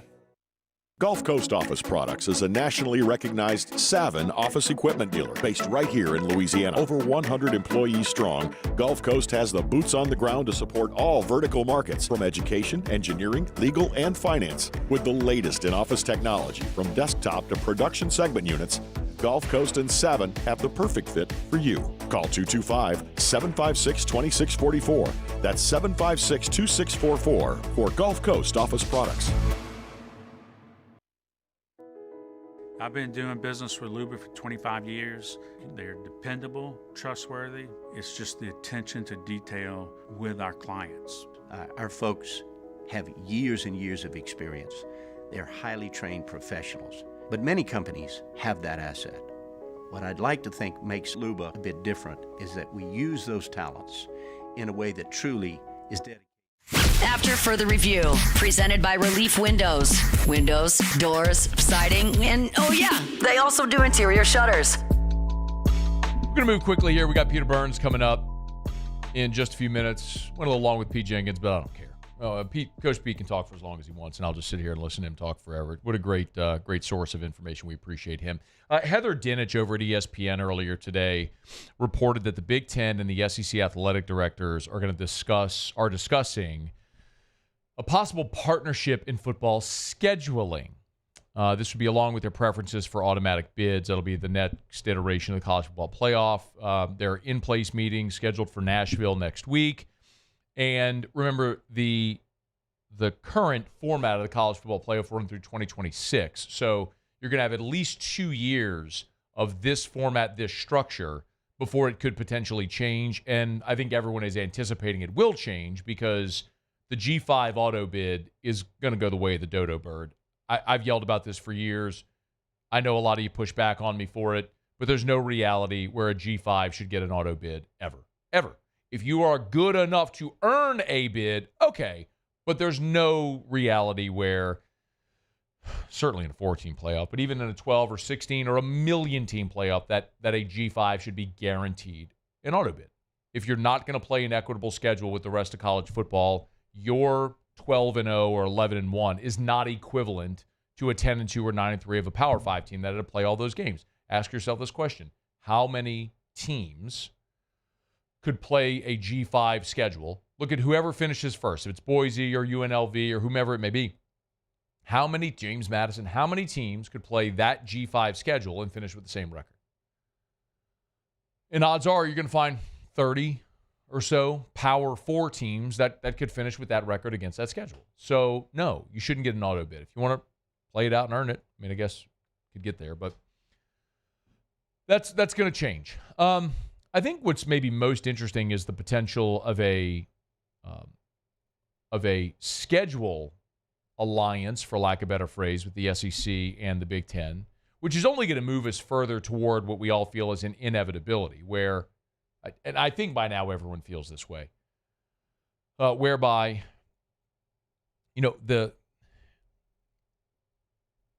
you're going to have this one college football. And gosh, I mean, it's interesting to me if I just take a step back.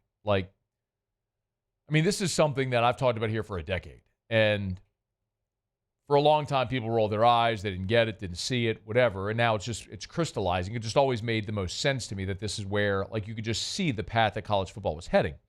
And it's going to be an invite only or a buy-in only, because when you have this insatiable appetite for growth, it's like people in business. You could look at Amazon or Apple or any of the biggest companies in the world and say, well, why aren't they content with where they are? They're constantly looking, okay, well, how do we scale revenue from $1 billion to $5 billion to $10 billion to $100 billion? It's just to $1 trillion. There's just always that, if you're not growing, then what are you doing? So there's always a growth mindset. And that's where college football, that's where all sports leagues are. That's where, all the professional leagues, of course, are there because those franchises are run by billionaires that have a growth mindset. They're not going to be content with revenues being where they are. They want to see them grow. And college football is the same.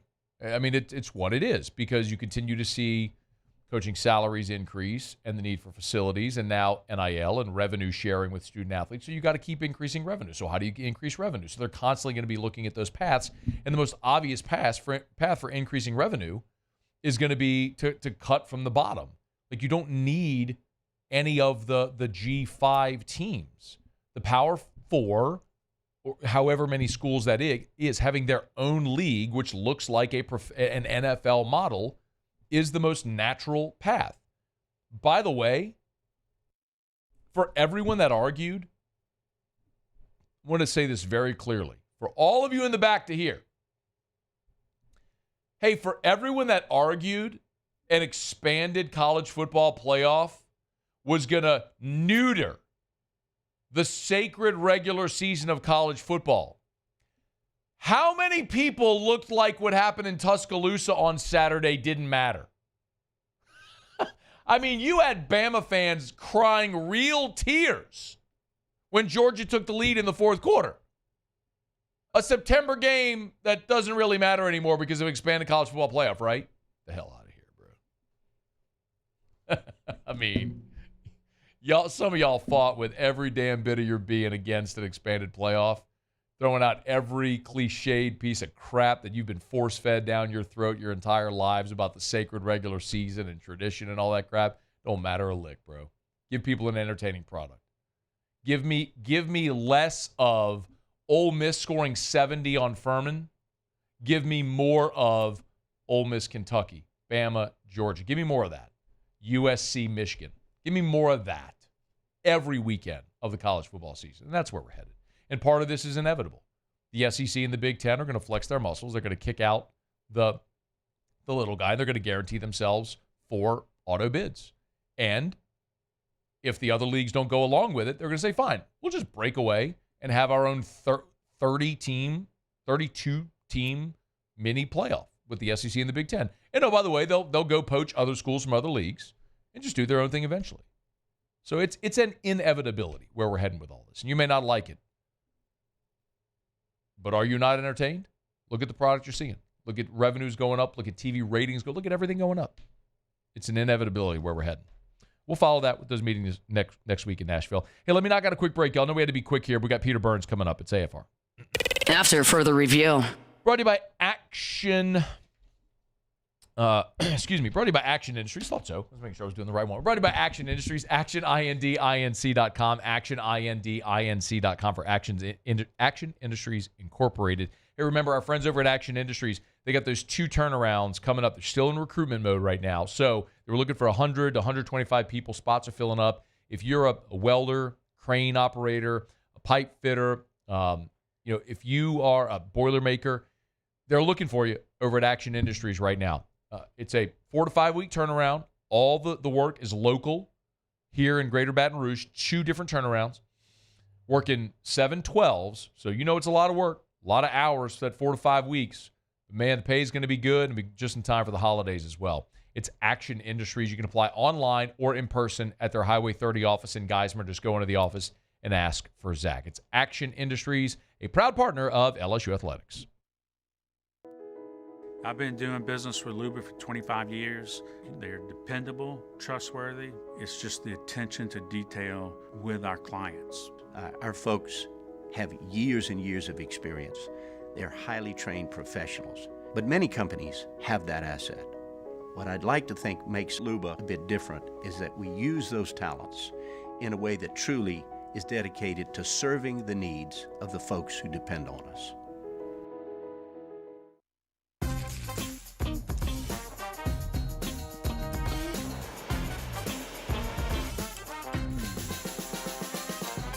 The best kept secret in town is out. Discover Tallulah at the Renaissance Hotel on Bluebonnet.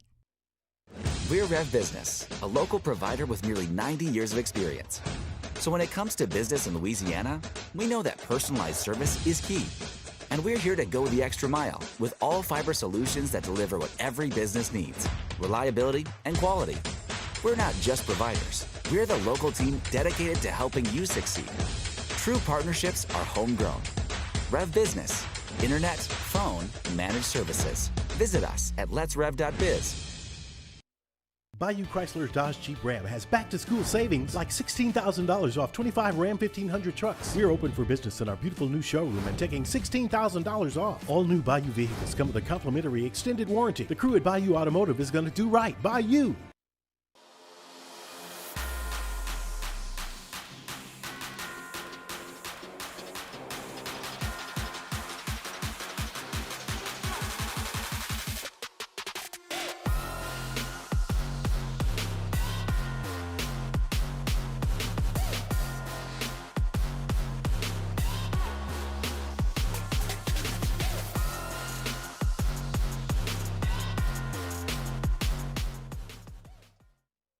Electricity is all around us, and our families depend on it. Every day is sparked by the power of a cold drink or a warm meal, a movie night, and a comforting light at the end of a dark hallway. From sunrise to sunset, playtime to bedtime, our team is ready to take care of your electrical needs. Even in the case of an after-hours emergency, the light in your life shines brighter with Mr. Electric. Hey, it's Matt Moscona. For years, you've heard me tell you about Insurance Network of Louisiana, helping you find better coverage for less money. But it's not just for your home and auto. They also offer commercial property. So, retail stores, professional offices like doctors, dentists, attorneys, clothing boutiques. Insurance Network of Louisiana can find you better coverage for less money. They service the entire state of Louisiana, and they're local. After further review, presented by Relief Windows. Windows, doors, siding, and oh yeah, they also do interior shutters. This week in the SEC with Peter Burns. Unsportsmanlike conduct. Let's separate the contenders from the pretenders. Number 11 of the defense, throwing the LSU player's shoe 20 yards down the field. With Peter Burns of the SEC Network, presented by Blue Delta Jeans. Hey, we got the intro turned around. How are you, PB? Whoa. Now I'm nervous. I've never been nervous before doing shows with you, but now I feel like that was a process. Somebody had to write that, and you had to give it to an editor, and then it had to go get approved. So now I need to actually say something that's interesting. I know, man. Amanda had to voice it.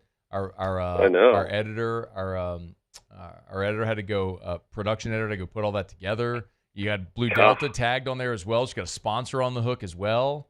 Whew, buddy. Oh, man, that's a lot of pressure all right. here. Deep breath. I'm ready. I'm ready to deliver. Let's go. Is this where you get the 28-point lead, or is this the point where you blow the 28-point lead? Oh, this is a point where I absolutely just crush it the rest of the day. How wild was that game? I know. I mean, that was as weird of a game, and what sucks is that it's 28-0. We're watching it. Me, Doring, and Ben Watson are in the studio. And then right as the comeback starts happening, the the game is ending. And so we're live on air right as soon as, the clock hits zero. So we start our show. So all I see is Benjamin Watson, former Georgia Bulldog, at the side of his eye, like not paying attention to me, but totally paying attention to the game. And I get ready to ask him a question. I see him just absolutely crush this pen in his hand. And I look, and that's right when Georgia took the lead. And I thought my man was going to blow a gasket. Like, if you go back and watch SEC football final, you can tell the angst of what's happening in that game. And then the one shot would come to me, like I'd ask a question, and both of those guys are losing their mind right when Ryan Williams, the damn 17-year-old, takes it to the house. Yeah, that was crazy, man. So T-Bob and I were doing Whiskey and Wine. So same thing. So we had you all on the TV in front of us, and the TV to our left was the Bama-Georgia game. So it was literally the same thing. Like, we're doing a show, trying to keep an eye on that, and it was a wild finish. Were you? I guess so. What is the big takeaway from the game, PB? Is it? No, go ahead. Just either side, Bama or Georgia. What is the biggest takeaway from the game? Honestly, the biggest takeaway was something like even bigger picture, because I started thinking. I did this segment on my show this morning. I actually posted on Twitter earlier today. I go, hey, we're looking at Alabama being the number one team in the country now. AP voters are there. They're punch drunk on it. It was 28-0. Everybody was dunking on Georgia. And I go, well, wait a minute.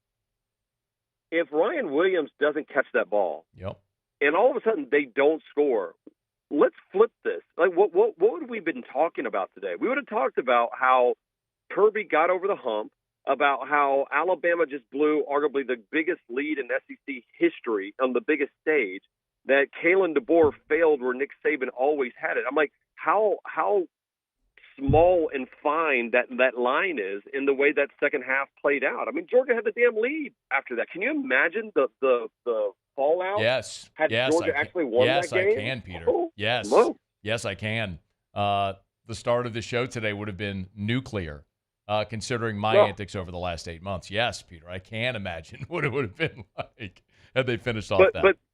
takeaway is that I thought, and I said earlier in the week, I had picked Alabama because I thought that they were going to be the more aggressor. That Alabama is built to take it to you. That Georgia's more of a counterpuncher, and that's what it played out until all of a sudden, man, you found yourself you have a couple broken ribs, a couple bloodied eyes, and all of a sudden you're like, what the hell is going on here? And it was almost just too late.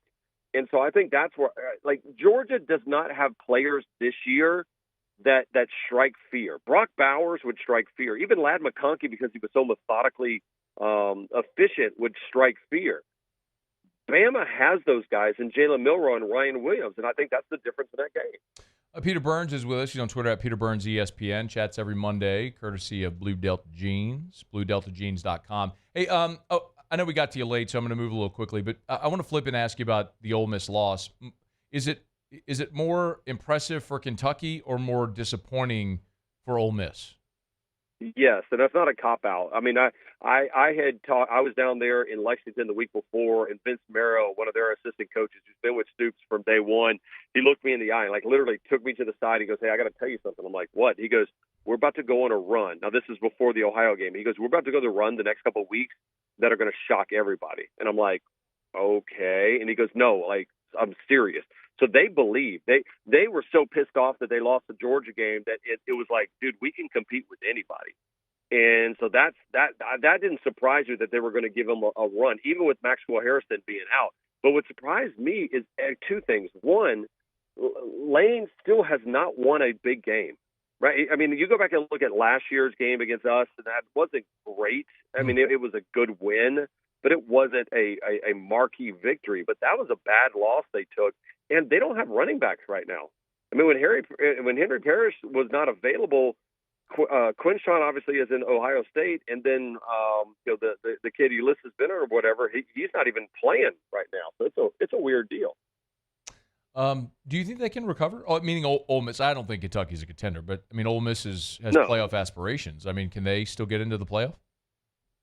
Yeah, but I mean, think about this. And so this is 5 weeks in a row. And I talked to Brock Vandergriff on my show today, and I was like, hey, I bet y'all want to play again now that y'all are playing good. He goes, dude, we are tired. We're beat up. We can't wait for a bye week. And that's after 5 weeks. So now Lane coming off that loss, they got to go play a very physical defense in South Carolina, which LSU fans know about. Yep. And remember, South Carolina's coming off of a bye, so they're real rested, ready to punch somebody in the mouth. And then they got another week where LSU is going to be coming off a bye. So, again, it's a de facto playoff game in Death Valley for Ole Miss because I don't think that they're going to beat Georgia later in the season. So I don't see a 3-loss Ole Miss team. So LSU Ole Miss is almost like a playoff game environment on that night game. Peter Burns with us, SEC Network. He's on Twitter at Peter Burns ESPN. You're not on the road this week again, right? You're not back on the road until next week. Correct. I think it's week 8. Yes. Oh man, so you got a little bit of a layoff here, huh? 2 weeks, buddy. Hey, listen, I'm a big dog now. I got my own show intro. Okay, look at that guy. Okay, so who was the more? Well, I was going to say who was the more disappointing loss? Ole Miss losing the way they did, or Auburn, or even Auburn. It's not Arkansas. Even close. I mean, I know, man. Golly, right? I mean, what is happening? A true freshman. They're down 5 wide receivers. The only way you're going to lose that game is if you turn the ball over and they throw a damn pick six. I mean, that's brutal. So this is something I did today at the end of the show. And think about this, okay? So think about the butterfly effect that still haunts Alabama and Auburn from the Iron Bowl last year, the 4th and 31 play, right? The Gravedigger play. Yeah. You know who the big recruit is that was in the stands that day. I would guess Ryan Williams, yeah.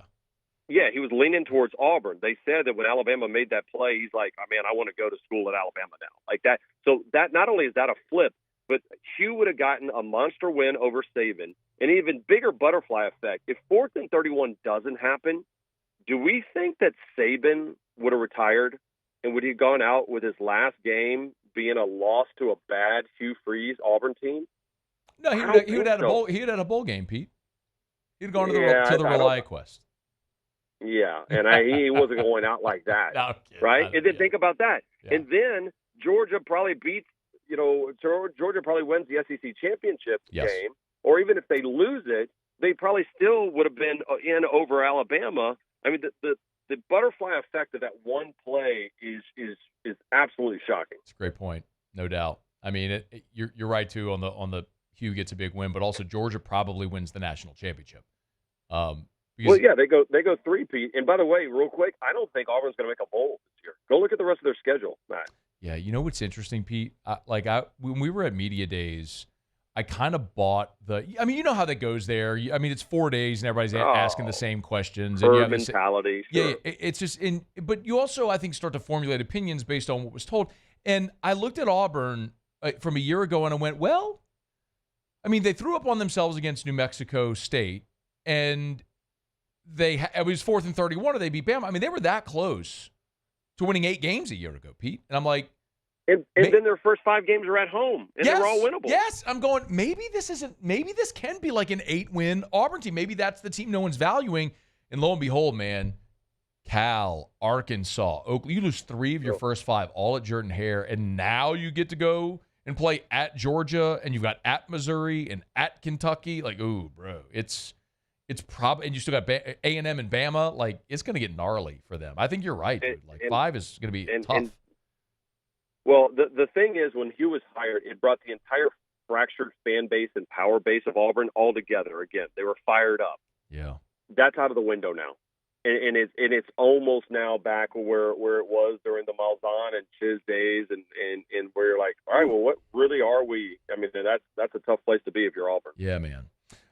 Peter Burns with an intro and everything, courtesy of Blue Delta Jeans. Y'all get to BlueDeltaJeans.com. Always appreciate the chat, man. Tell Tiger Joe we said hi.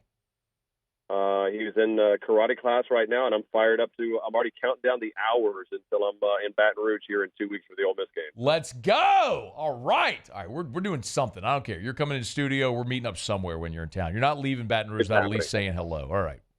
Thanks, man. We'll see you. See you, buddy. All right, that's Peter Burns, brought to you by First South Farm Credit, FirstSouthLand.com, FirstSouthLand.com. Thinking of buying land? Your first call should be to First South Farm Credit. Log on, FirstSouthLand.com. Ben McDonald, when he wanted to buy his hunting property, he went to First South Farm Credit. If it's good for the first pick of the draft, your first call should be First South Farm Credit. Go to FirstSouthLand.com. That's FirstSouthLand.com. Y'all, since 1916, they've been doing one thing. More than 100 years, helping Louisianians buy land. You want to buy land? Your first call should be to First South Farm Credit. FirstSouthLand.com. All right, good stuff, man. If you missed Pete Jenkins earlier this hour, Peter Burns just there. We opened up the show with my take on LSU, South Alabama, takeaways from the Saints' gag job against the Atlanta Falcons. That's all there. And I will give you, I've not yet done it, tell your Bama friends, send them the link to the show, send them the YouTube link. 15 minutes from right now, I'll give you my full reaction to Alabama and Georgia. I know a lot of you have been waiting, especially those Bama fans who were murdering my Twitter mentions during the first half and then went conspicuously silent in the second half. Excited about this. All right, stay here. We'll do Tigers and the Pros next. AFR. AFR is brought to you by River City's 1 Hour Air, where they're always on time or you don't pay a dime. Y'all give them a buzz, 752-0001, 752-0001. Got issues with your HVAC? River City's 1 Hour Air, they're the best. That's why you see the big yellow vans and trucks all over town. So many of your friends and neighbors, just like I do, trust River City's 1 Hour Air. They've been around for 4 decades. They got more than double the amount of 5-star Google reviews of the next closest competitor. One of the reasons I read these Google reviews all the time is just that you don't always hear this type of praise for an HVAC company. Miles Johnson sent this 5-star review. Bellamy was a great technician, showed me detailed pictures of my issues, broke down the needs to get my AC back up and running, and things that needed attention. The cost breakdown very well also. Another 5-star Google review for River City's 1 Hour Air. I'll tell you all the time, they're not going to upcharge anything. They're going to show you good, better, and best options, and you make the decision that's best for your family and your budget. It's River City's 1 Hour Air, 752-0001. Looking for the ultimate game day experience? Come to the Queen Casino in Baton Rouge. Wall-to-wall TVs mean you'll see every touchdown in HD. Place your bets and feel the thrill of every play with our DraftKings Sportsbook. The Queen Casino, where every moment is a win. There it is, the extra mile, on the border of expected and extraordinary, for those willing to go further. like vans customized for work or play. With safety and tech to keep you connected. Supported by a 5-star sales, service, and finance team. And backed by the 1-star you know. So go the extra mile. It's never crowded because so few have what it takes to go there. Mercedes-Benz Vans.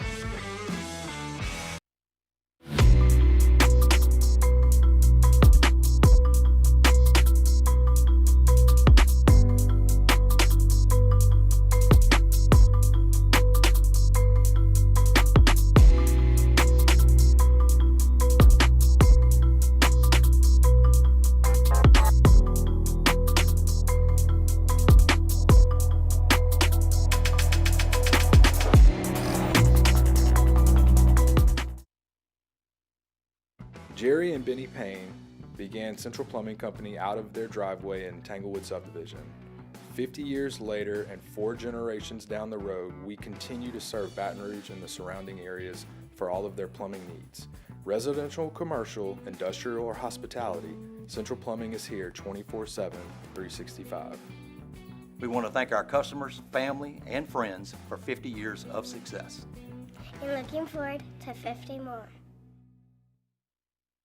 Dylan Cruz here to tell you about Six Rings Baseball and Softball Camp. If you live on the North Shore and play ball, go to Six Rings Camps with former LSU assistant coach Dan Canaveri. His knowledge is second to none, and your child will improve and have fun doing it. Camps are held at Coquille Park and Six Rings Academy in Covington with 4 sessions over the summer. Full day and morning only sessions are available from ages 7 to 13. Go to sixringsbaseball.com or call 985-206-9096. Learn the game to love the game. Breck teamed up to reimagine your parks, and you imagined big. With your help, we went to work, creating 12 beautiful community parks across the parish. A family-sized water park, miles and miles of trails, and parks just for your dogs. There are more places to splash, to explore, to run wild, and even soar. You imagined, we delivered. Gold. Breck, your #1 park system in the nation. At Relief Windows, we're more than windows. We're windows, doors, hardy plank, and vinyl siding. But our #1 product is always customer satisfaction. After further review, presented by Relief Windows. Windows, doors, siding, and oh yeah, they also do interior shutters. All right, wrapping up hour number 2. Big shout out Brandon Holly and the gang over at Relief Windows. They're just the best. You need windows, door siding, or shutters. You need the best. You need Relief Windows. All right, Muso, Tigers in the pros. Tigers in the pros. They still bleed purple and gold. They're just really rich now. All right, let's start with Major League Baseball. Paul Skeens at his final start over the weekend. Oh, how did he do? He threw 2 innings, and then they got him out of there. Yeah, he got run after 2 innings. They crushed him. No. That's what I heard. No. Oh, Actually, no, that's not what happened? He threw 2 shutout innings, and the Pirates got the win that day over the Yankees. The Yankees won yesterday. Yeah, I'm good. We already won the division. We're good. I don't care. The main thing here is that Paul Skeens finished his rookie season 11-3 with a sub-2 ERA. He's like the first guy since 1900 to do that. Presidents with long beards and stuff like that. Struck out 170. He's gonna win rookie. He won Baseball America's Rookie of the Year, and he's going to win Major League Baseball Rookie of the Year as well for the National Can't League. wait to cash that ticket, Muse. Me too. I got it at plus 380, and I'm very excited about it. Aaron Nola was on the bump yesterday as well. And he got his 14th win of the season. Closed out his season that way. 5 innings, 3 earned. Didn't walk anybody. Struck out 7. Really solid year. And his Phillies are off to the playoffs. Dylan Cruz was on the other side. Cruz went 3 for 3 in the game, including his first career triple, and that came off of Aaron Nola. Jaden Daniels. Heard him. We'll just continue with the history-making stuff here. 233 through the air yesterday, 47 on the ground, 2 total touchdowns. He was 26 of 30. Jaden Daniels through 4 games, 82% completion percentage. That is the best in the history of the NFL through the first 4 games, a minimum of 75 attempts. Like, that was Tom Brady's record. Yeah. And he obliterated it. As a rookie. That's what I'm saying, as a rookie. No, but this is just in general, for what I'm looking at in general. Oh, that's not for rookies? No, because Tom Brady did it in 2007. Oh, yeah, that was the 07 team. That was the 17-0 team. Wow. That's pretty good. He's good. Yeah. He's good. Remember when the Bears took someone else instead of Jaden Daniels? Yeah, it was Caleb Williams. That's who it was. Yeah, yep. Joe Burrow got the dub yesterday for the Bengals, 232 through the air with a couple of tuds. Jamar Chase, 3 receptions, 85 yards, and a touchdown. Did you see the 63-yarder where he, humiliated the entire Panthers defense? Yes. That was so good. I liked that a lot. And Brian Thomas, 6 receptions, 86 yards, score. The Jaguars stink, though. And we'll wrap it up with Jets. 6 receptions, 85 yards, and a score. Almost identical stat line there to BTJ. That's Tigers in the Pros. Presented by South Point Volkswagen, southpointvw.com. New and certified pre-owned in Baton Rouge and online at southpointvw.com, southpointvw.com. You're in the market for a vehicle, you better put Volkswagen on your list. If you've never driven a Volkswagen, thought about a Volkswagen, y'all, I was in the same boat 14 years ago. South Point wanted to do some advertising with us. I said, I've never driven a Volkswagen. I went and I test drove every single model they had, fell in love with the brand, with the line, with the people at South Point, and that's all Eric and I have driven since. If you're thinking about a vehicle, just put Volkswagen on your list. You'll have the same experience I did. By the way, the Red Tag sales event is going on right now. You want to save big, you can. They're Louisiana's largest volume Volkswagen dealer. It's South Point Volkswagen. Online at southpointvw.com, southpointvw.com, South Point Volkswagen. What's your direction? All right, remember, you can always email us, tweet us, text us in the 225-396-4400, 396-4400, 396-4400. Lots of ways you get involved in the show. Coming up right after the top of the hour, I will jump into we have not talked yet about Alabama, Georgia. And I'm certain there's a lot of people who are interested in my thoughts on that, so we'll get to that coming up right after SportsCenter. One maybe significant piece from the game Saturday with LSU was the injury to Caden Durham. I did share this a bit ago. I know we shared it at LouisianaSports.net for those that might have missed it. Caden Durham, we were told after the game, dislocated 2 toes. So that was the injury that he suffered. Brian Kelly did not seem to think. Can you play real quick? This was Brian Kelly's answer. We have time, real quick. Brian Caden Durham not playing in the second half. What's he dealing with? Foot, but we don't see it as being, anything that's a major injury. Okay. We'll follow as we go through the bye week. AFR. Hey, I want to remind you about Parish Restoration. You can go to parishbuilt.com. One website for all of it. Parish Restoration, if you have mold, think you might. Odor, pet odor, smoke from cigarettes or maybe a fire, sweat, maybe your workout facility. I remember taking Taekwondo when I was a kid, and went into Taekwondo. There was a carpet in the facility, and obviously you go in there, you sweat so much. I could still smell it, right? If you want to get rid of that sweat odor, the workout facility, wherever it may be, call Parish Restoration. They can come spray their patented non-toxic dry fog. It'll kill odor, all the bacteria that causes odor. It's great sanitization for a medical facility, for a school, for an office building, no matter how big or small. Make sure you check out Parish Restoration. Go to parishbuilt.com, hit the restoration tab. Parishbuilt.com. Do business with someone you know. It's no secret. The best oysters in Baton Rouge are at Jolie Pearl Oyster Bar. Enjoy mouth-watering South Louisiana flavor and oysters from all over the country. And don't forget our nightly drink specials.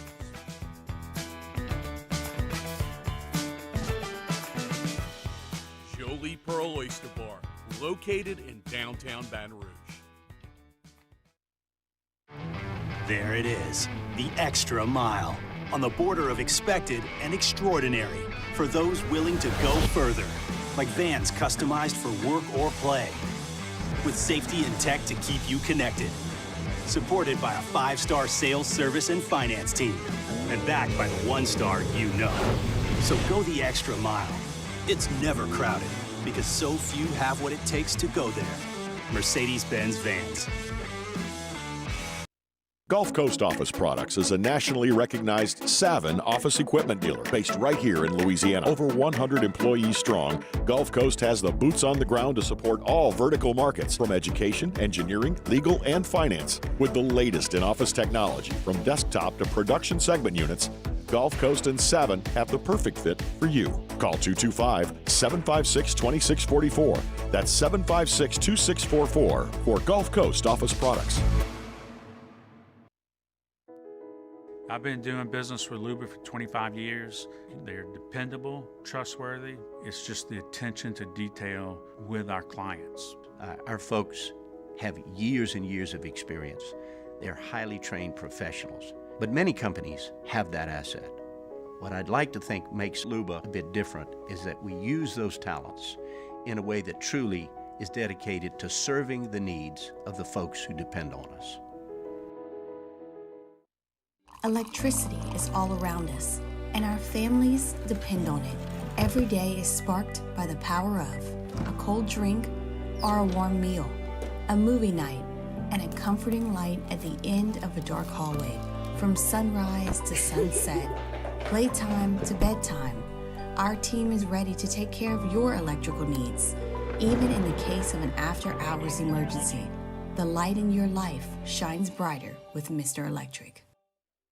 Hey, it's Matt Moscona. For years, you've heard me tell you about Insurance Network of Louisiana, helping you find better coverage for less money. But it's not just for your home and auto. They also offer commercial property. So, retail stores, professional offices like doctors, dentists, attorneys, clothing boutiques. Insurance Network of Louisiana can find you better coverage for less money. They service the entire state of Louisiana, and they're local. So call today at 293-0450 or lainsurance.net.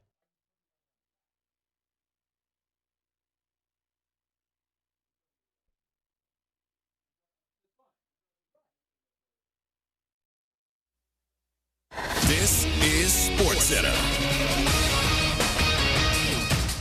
I'm Christine Lisi. A series of comebacks in Game 1 of today's Mets-Braves doubleheader. Top 8, Mets scored 6, went up 6-3.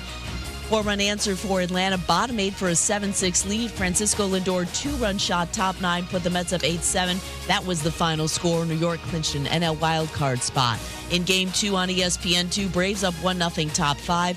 Atlanta needs a win to clinch a playoff spot, a wildcard spot. Braves loss gives that spot to Arizona. NBA Global Ambassador, Basketball Hall of Famer Dikembe Mutombo died at the age of 58 from brain cancer. One of the most accomplished internationally born players in league history. Mutombo, after his playing career, worked extensively for charitable and humanitarian causes. ESPN basketball analyst Chiney Ogwumike. Off the court, it's very rare that you can say someone has exceeded what they've done as a Hall of Famer just in the avenue, in the arena of life. He was the NBA's first global ambassador. They created that position for him. He launched his own hospital. Chiney Ogwumike. ESPN Radio is presented by Progressive Insurance. Progressive makes bundling easy and affordable. Get a multi-policy discount by combining your car, home, motorcycle, commercial auto, and more. All your protection in one place. Bundle and save at progressive.com. Matt Moscona. I'm very important. After further review. Say it one more time. After further review with Matt Moscona. And here we go. Live from the Mercedes-Benz of Baton Rouge studio. That's right. Woo!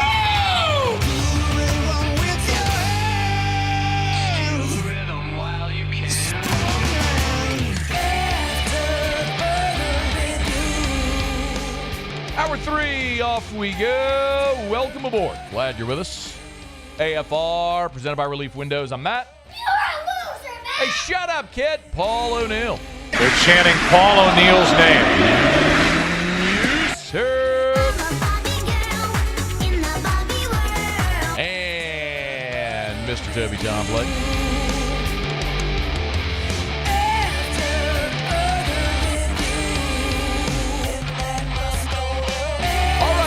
You are as well. 5 o'clock quitting time. Glad you are driving home with us.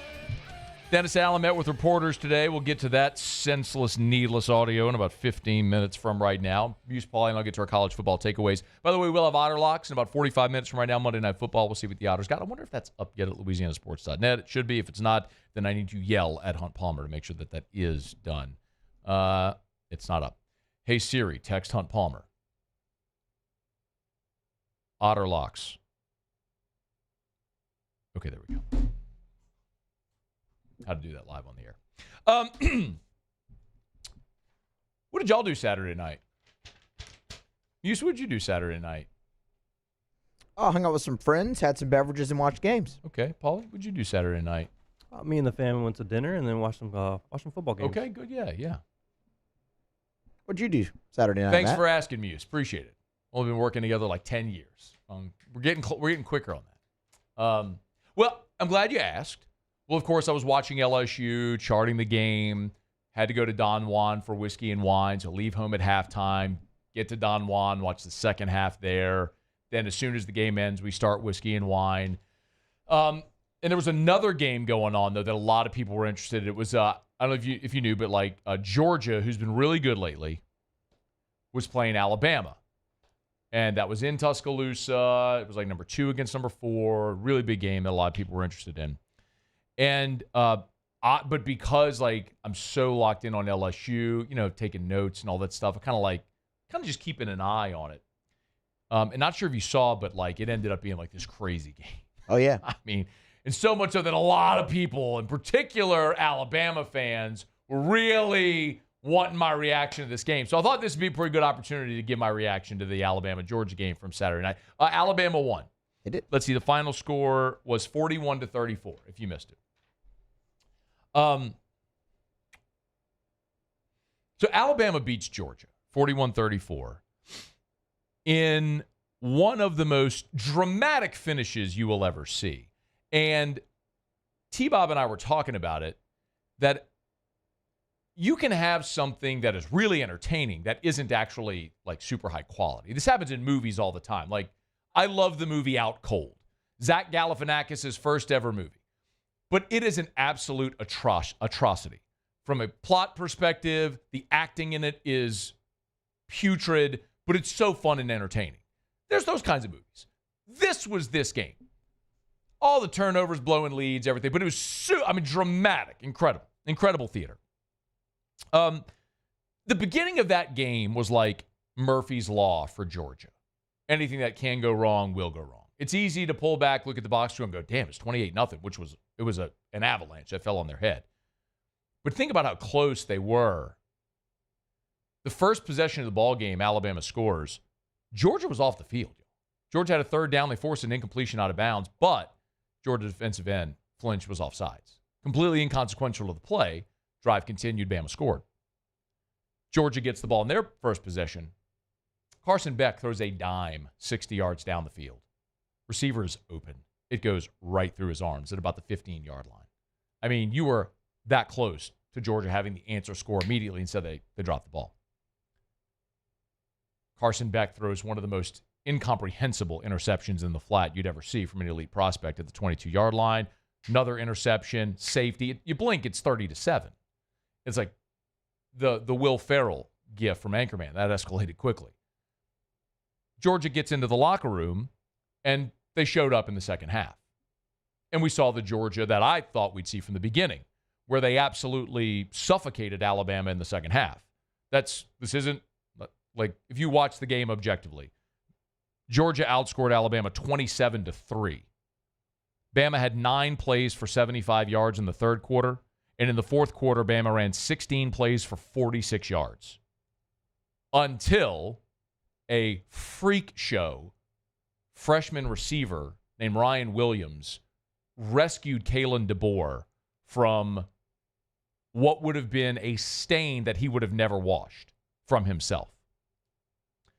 I mean, Alabama's delirium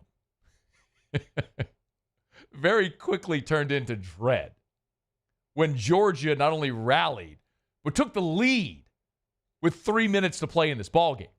There were literally fans crying. I mean, ESPN or ABC has Bama fans crying in the stands that they've blown a 28-point home lead.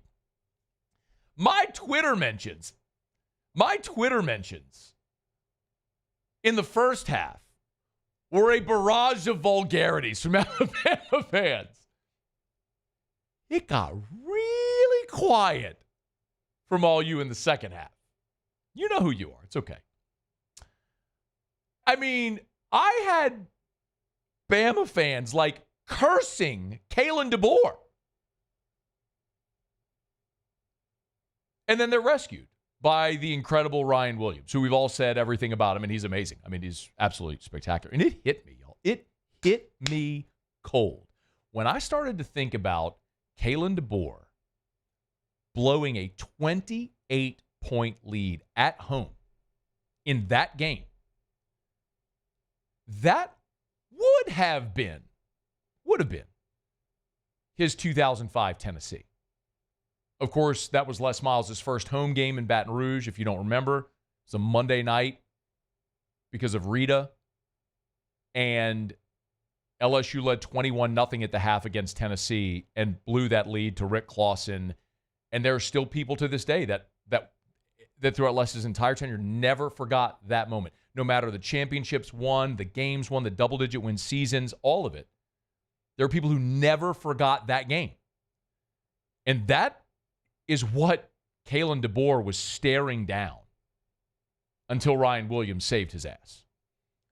And it hit me just, boom, just ton of bricks in the face. Yo, Alabama fans are entering their Les Miles era. That's what this is. I have been abundantly clear. I have been so abundantly clear that I actually had Muse go back today and pull clips from all of my Bama is Burning segments to prove to you that I have been abundantly clear about what I think Alabama is going to be under Kalen DeBoer. I'm not telling you you're going to be bad. Okay. Never said you're going to be bad. I'm not telling you you're going 6-6. Never said you're going 6-6. I'm not telling you you're never going to win again. Not telling you, my words, not saying you're never going to win again. What I'm telling you is your days of having the greatest coach in the history of college football on your sideline, recruiting the greatest roster in college football year after year after year, those days are over. They are. That's my opinion. It's never going to be what it was. He won 6 titles in 12 years. They're never going to have that again. I can say it sensibly, or I can yell and put flames on the screen and play O Fortuna, and that's way more fun, and I like doing that. Especially because Alabama fans hate it. It's so funny. Like I reside in their brain. And they're too stupid to realize I've been trolling them for 8 months. And if they would just stop reacting to it, I'd stop doing it. But every time I do it, they keep reacting. So I'm going to keep doing it. There are going to be days where Alabama wins, but it doesn't feel like it. Like, we lived this, y'all. Wow, what a game! Yeah. Are you kidding me? Remember a lot of post games where you're sitting there going, how in the hell do they pull that off? You go find them, you throw your arms around them, you give them a big kiss on the mouth if you're a girl. Remember Tennessee in 2010? They just called that team the winner. And then, whoa. Come on back here. Then they called us the winner. I mean, there's a lot of those games. There is no such thing as a flop that takes a field for our football team. A lot of y'all just had PTSD playing that, didn't I? I'm telling you, a lot of y'all just woke up in a cold sweat. Y'all, look, I've been an ardent defender of Les Miles. I don't mean to make this a Miles thing. Miles won a lot of games consistently over a long period of time. He was idiosyncratic. He was eccentric. There's a lot of things that drove you mad. But the bottom line is that man won a national title. He played for another. He won 2 SEC titles, played for another. He averaged 9 wins, 10 wins, whatever it was. Won a lot of games over a long period of time. But there's a lot of days where we all collectively thought, damn, they should be doing so much more. How did they lose that? Or, man, what kind of rabbit foot stuck up his ass that they won that game? There was a lot of that. And Bama is entering that era with Kalen DeBoer. And, y'all, it ain't just what happened on Saturday. Do y'all remember? Like,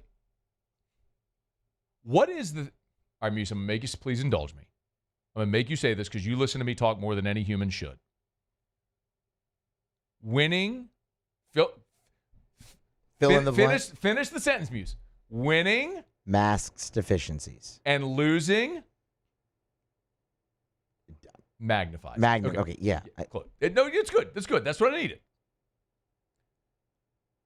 If Ryan Williams, now he did, But if Ryan Williams doesn't make one of the most incredible plays we've ever seen, what are we doing today? What are we doing today? Please tell me, what are we doing today? I mean, us physically? Yes, us. Well, I mean, we would have led the show with the greatest Bama's burning of all time. It would have been bleeping nuclear here. So all of you Bama people, yes, you can thank Ryan Williams for letting you win the game, but you can also thank him from sparing you from having to listen to me and what I would have done today. But it doesn't change the fact, bro, that you blew a 28-point lead on your home field. Nick Saban ever blow a 28-point lead on his home field? Or ever anywhere? No. I mean, we could talk about the Cam game with Auburn in 2010, which was massively significant, of course. But at that point, Nick Saban, I think it's safe to say, was pretty well established. Y'all remember Kalen DeBoer last year with Washington? I'll give you 3 examples from last year's Washington team. They played Oregon in the regular season. They blew a double-digit second-half lead at home and then were rescued. Beautiful catch by Rome Odunze with like 30 seconds left to win that game. Remarkable. But very fortunate after blowing a double-digit second-half lead. Pac-12 championship game. Y'all remember this game? Washington led Oregon 20-3. They were up 17 in that ball game, lost the lead, rallied and won it. Regular season finale, the Apple Cup, they had to kick a field goal as time expired to beat a Washington State team that finished 5-7. Say it again. Look, Kalen DeBoer is a great coach. He has won a ton of games everywhere he's been, and he's going to win games at Alabama. He is going to win games, a lot of games at Alabama. He inherited the greatest situation you could ever, the most stable situation you could ever inherit. And I'm doing this now in a sensible way without O Fortuna playing, without the Flames, because if they had lost, there would be Flames and there would be O Fortuna. But the point I make all the time, in every sport, always, winning masks deficiencies, losing magnifies them. Today, collectively, Alabama fans, whatever, media, everybody, is ignoring blowing a 28-point lead at home because you got the result. But it doesn't wipe away blowing a 28-point lead at home. And at some point, that ain't going to go your way. LSU fans lived that, bro. We lived our Miles era. And Alabama is entering theirs. So congrats on the win. I mean, look, you beat a team you beat all the time. Well, how many is that in a row? Was it like 9 of 10 or something? Isn't that something like that? It was like 7 of 8, maybe just 8 of 9 or something like that. Like since 2007. Bama beats Georgia. Okay, you beat Georgia all the time. On your home field, you beat them. Congrats. Good win. Very good win. Number 1 in the country now. You blew a 28-point lead on your home field. You were fortunate to win. You won. You won. It ain't always going to be like that, dog. You better believe when that day comes, I'll be sitting right here to remind you. It's after further review. Good break. AFR. Get Gordon and get it done. Gordon McKernan, injury attorneys. You know where to find them. GetGordon.com. GetGordon.com. If you've been injured in an accident, it's not your fault. You know what to do. Get Gordon and get it done. Man, Gordon always does so much for our communities as well, on top of course, helping injured people in our state. Any type of injury, by the way, if you go to the website, you can see at GetGordon.com all the different types of cases that they handle. But remember, get close to the holiday season, Gordon does his bike giveaway. Graduation season, Gordon has the laptop giveaway. There's so many different fun and creative ways that he gives back, from the billboard design competition to the mystery billboard competition we talked about. And, of course, everything that Gordon has done through NIL, benefiting not only the Tigers, men's sports, women's sports, non-revenue sports, and different programs, athletes all over the state of Louisiana. Of course, Gordon is from here and loves to support our state. And as we always say, no matter where you are in the state, if you've been injured in an accident, it's not your fault. You know what to do. Get Gordon and get it done. Go to GetGordon.com. GetGordon.com. I've been doing business with Luba for 25 years. They're dependable, trustworthy. It's just the attention to detail with our clients. Our folks have years and years of experience. They're highly trained professionals. But many companies have that asset. What I'd like to think makes Luba a bit different is that we use those talents in a way that truly is dedicated to serving the needs of the folks who depend on us. We're Rev Business, a local provider with nearly 90 years of experience. So when it comes to business in Louisiana, we know that personalized service is key. And we're here to go the extra mile with all fiber solutions that deliver what every business needs: reliability and quality. We're not just providers. We're the local team dedicated to helping you succeed. True partnerships are homegrown. Rev Business, internet, phone, managed services. Visit us at letsrev.biz. There it is, the extra mile, on the border of expected and extraordinary for those willing to go further, like vans customized for work or play, with safety and tech to keep you connected, supported by a 5-star sales, service, and finance team, and backed by the 1-star you know. So go the extra mile. It's never crowded, because so few have what it takes to go there. Mercedes-Benz Vans.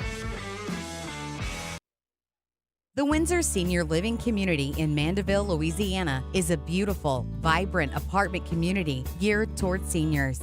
They are nestled right in the heart of Mandeville, where seniors live a more carefree lifestyle in spacious apartments with the peace of mind that comes from having a little extra help. Call the Windsor at 985-624-8040 to schedule a lunch and tour. Come see how the Windsor can be your passport to peace of mind. Jerry and Benny Payne began Central Plumbing Company out of their driveway in Tanglewood Subdivision. 50 years later and 4 generations down the road, we continue to serve Baton Rouge and the surrounding areas for all of their plumbing needs. Residential, commercial, industrial, or hospitality, Central Plumbing is here 24/7, 365. We want to thank our customers, family, and friends for 50 years of success. And looking forward to 50 more. Dylan Cruz here to tell you about Six Rings Baseball and Softball Camp. If you live on the North Shore and play ball, go to Six Rings Camps with former LSU assistant coach Dan Canaveri. His knowledge is second to none, and your child will improve and have fun doing it. Camps were held at Coquille Park and Six Rings Academy in Covington with 4 sessions over the summer. Full day and morning only sessions are available from ages 7 to 13. Go to sixringsbaseball.com or call. After further review, presented by Relief Windows. Windows, doors, siding, and oh yeah, they also do interior shutters.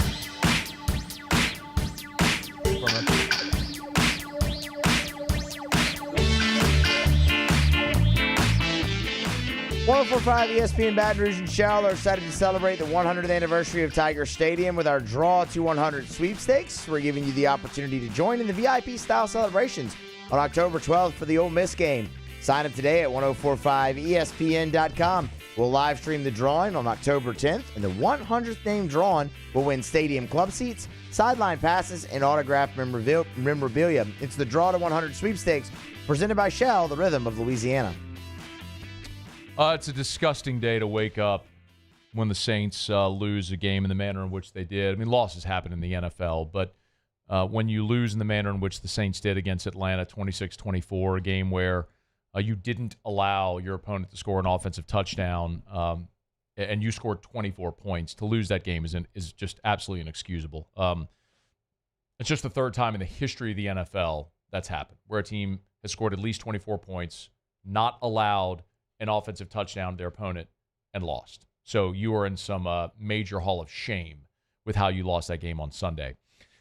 Undeniably, though, there were good performances, and we got to highlight them both. First is Taysom Hill, who in the first half not only scored 2 touchdowns, but you saw the effectiveness in short yardage. You had a 3rd and 1, a play that was bottled up at the line of scrimmage. You just kept working toward the line to the right and ultimately got upfield, found his crease, broken arm tackle, and got the first down. It's fair to say, I know a lot of people ask about the Eagles game. If you had Taysom in those short yardage situations, would it have made a difference? Absolutely. It's fair to say. I mean, he's, if nothing else, it gives you options. It's someone that a defense has to account for when you break the huddle and come to the line of scrimmage. You can go single wing with Taysom. You could put him at running back, at fullback, at tight end. I mean, there's so many. You could throw him the ball. He could throw the ball. So, yes, I mean, it absolutely makes a difference. Does it change the outcome of the game against Philly? I don't know. Does the outcome of the game against Atlanta change if Taysom is out there? I can't say definitively that would be true either, because the Saints did succeed at the end of the game in the short yardage situation when Kamara got the go-ahead touchdown with a minute left. I don't know how much different the second half might have been, but Dennis Allen was asked that question, how Taysom impacted the game. Well, look, I mean, you lose a player like that, it affects you, but I still think we had enough guys on the field that could have made enough plays to give us a chance to win. It's true, you did. You had to come up with a stop at the end of the game, and not give them 2 touchdowns, but that's what you did. Dennis Allen did meet with reporters on Monday, and he was asked if he thinks they're overusing Taysom Hill. I think we got to keep that in mind, and I think I've said that for the last couple of years. You're talking about a guy that's, he's had some injuries in the past, and he's still an effective player. He's getting a little older, but he's still an effective player, and so I think we got to be mindful as to, how many times we're running him into the briar patch. We do lose sight of it because he's been so good. Taysom Hill is 34 years old.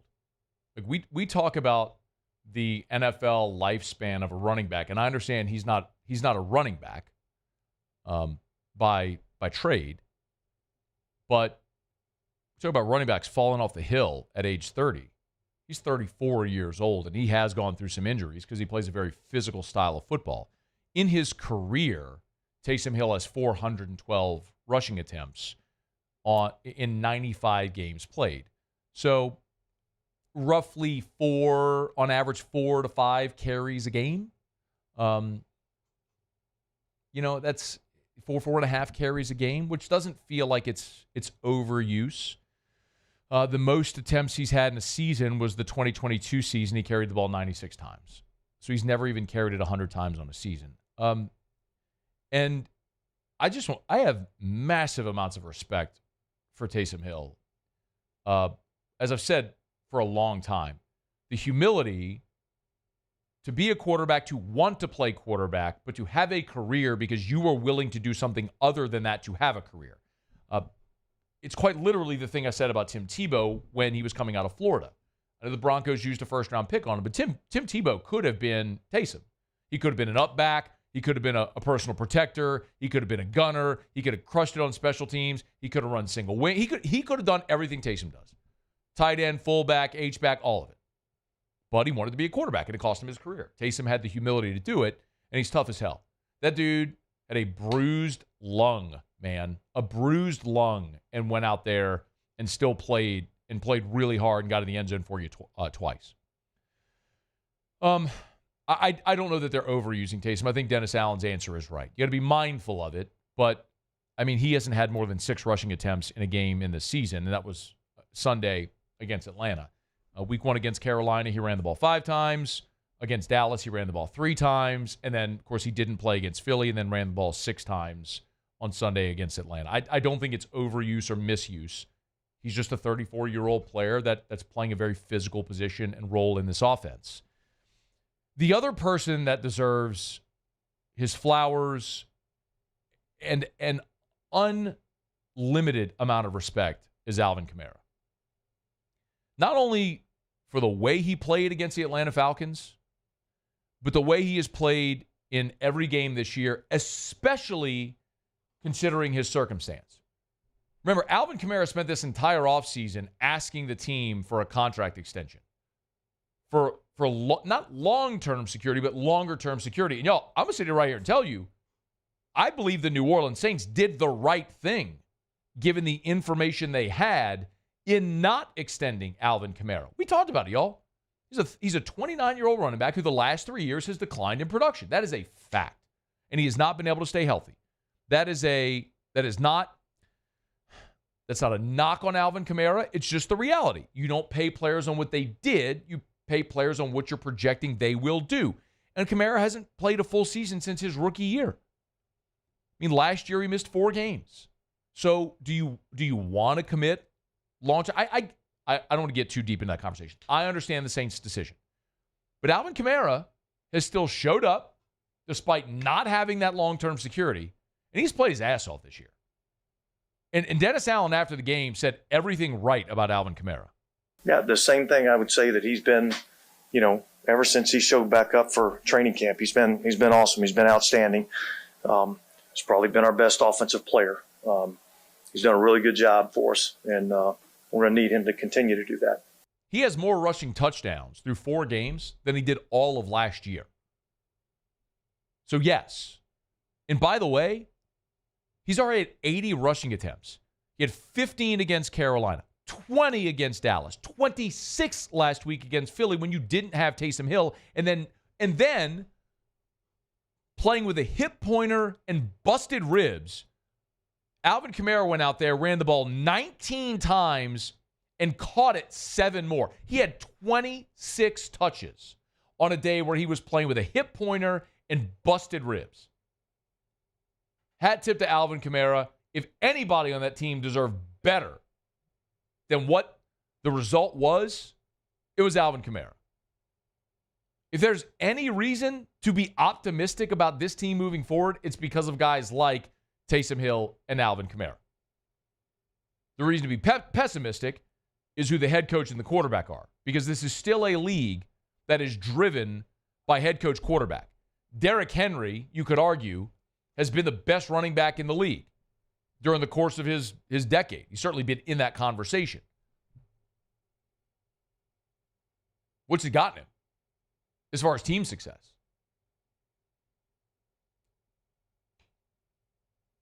It's all about coach quarterback. And while I got tremendous respect for Alvin Kamara, tremendous respect for Taysom Hill and the jobs that they've done, playing hurt, playing through injuries, the limitations on this team are that the things you need to be the integral part of getting you to a championship level are not there for this team. So you're always going to have that lower ceiling as long as Dennis Allen's a coach and Derek Carr is a quarterback. Because you're not going to be able to win a game against Philly in your building where you lose Eric McCoy, the pass rush is coming, you need your quarterback to just load the team on his shoulders, go win the game. Can't do it. You're on the road in Atlanta. Your defense literally doesn't allow a touchdown. But you give them 7 points on special teams, and then your veteran quarterback commits one of the stupidest pick sixes you'll ever see. Trying to get cute with the ball, throwing it into a mess of people around the line of scrimmage. It gets deflected up, picked, and you're changing the scoreboard. Feel bad for him, man. I respect him tremendously. It's worth highlighting the job that they've done, and it's a reason for optimism because you got those guys on your team. But you can't help but also have that gnawing feeling in your guts of knowing that there's limitations on this team because of Dennis Allen and Derek Carr. It's just a fact. All right, it's after further review. Get a sip of Evermore. By the way, respect and love to everybody who's gone and drank Evermore, who's found it at great local retailers, who's bought it, who's tried it upon our recommendation, who sent me pictures, who's tweeted me pictures, who's posted on Facebook and Instagram. If y'all tag Evermore as well, they love to see that. It's great validation from our audience that y'all hear it, that y'all tried the product, that you enjoy it. It's natural artesian water. Y'all, it's a Louisiana product. Comes straight from the ground, man. They have the well right there on the North Shore. It's a natural artesian well right there on the North Shore in Covington. The plant, the facility, the well is on site right there. So they pipe into the well, they pull the water out, goes into the bottle. It never touches air until you uncap it and drink it. It's delicious, refreshing. It's a healthier alternative for your family, better source of hydration for elite athletes. Y'all check it out, and it's a Louisiana product. Stop buying that water from Texas, y'all, in that crinkly plastic bottle. Buy Evermore, EVAMOR, evermore.com, available at great local retailers.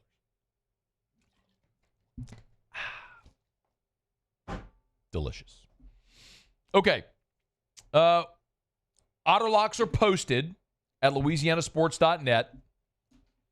Big shout out, Jimmy Ott.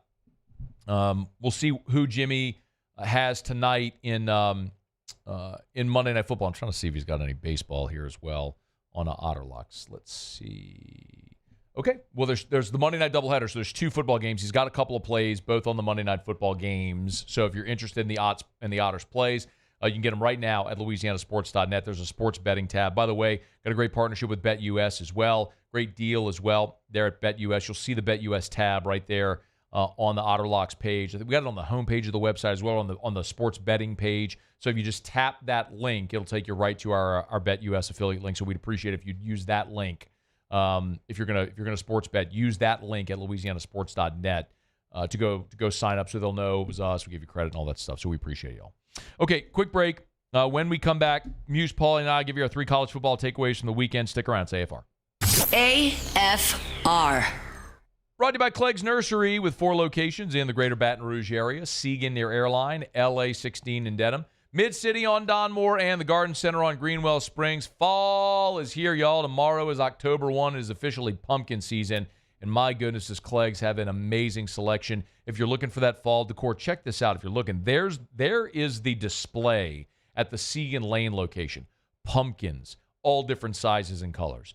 Hay bales, scarecrows, squash, gourds. If you want to decorate for fall, get by Clegg's Nursery. An unmatched selection.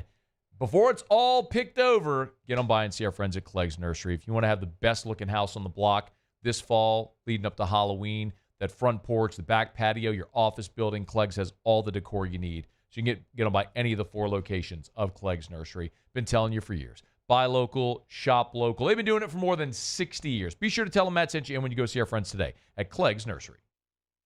Gulf Coast Bank and Trust is giving our customers the power to bank anywhere, anytime during this challenging event. And we're right there with you. Our mobile banking app is a smart way to manage your money and time. Gulf Coast Bank and Trust, the bank that cares about you.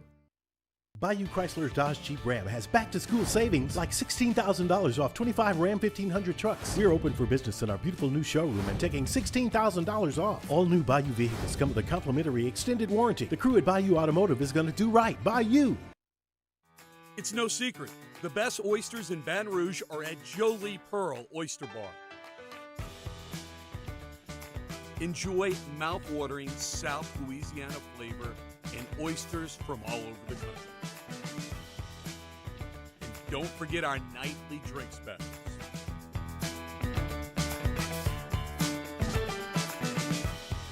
Jolie Pearl Oyster Bar, located in downtown Baton Rouge. Breck teamed up to reimagine your parks, and you imagined big.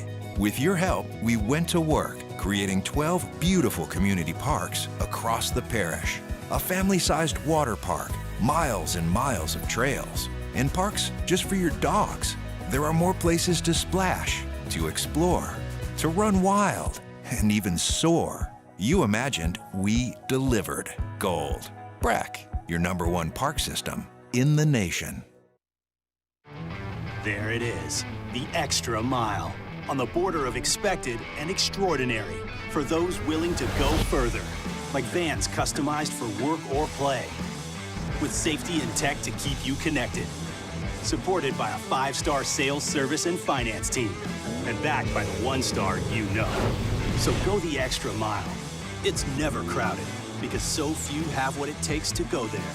Mercedes-Benz Vans.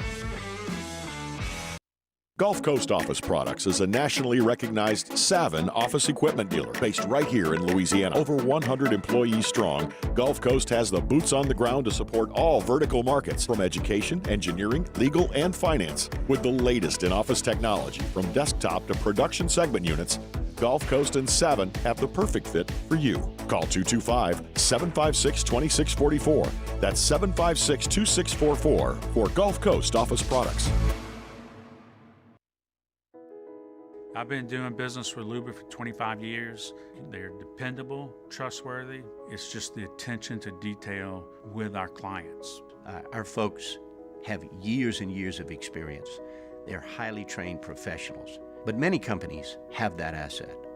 What I'd like to think makes Luba a bit different is that we use those talents in a way that truly is dedicated. After further review, presented by Relief Windows. Windows, doors, siding, and oh yeah, they also do interior shutters.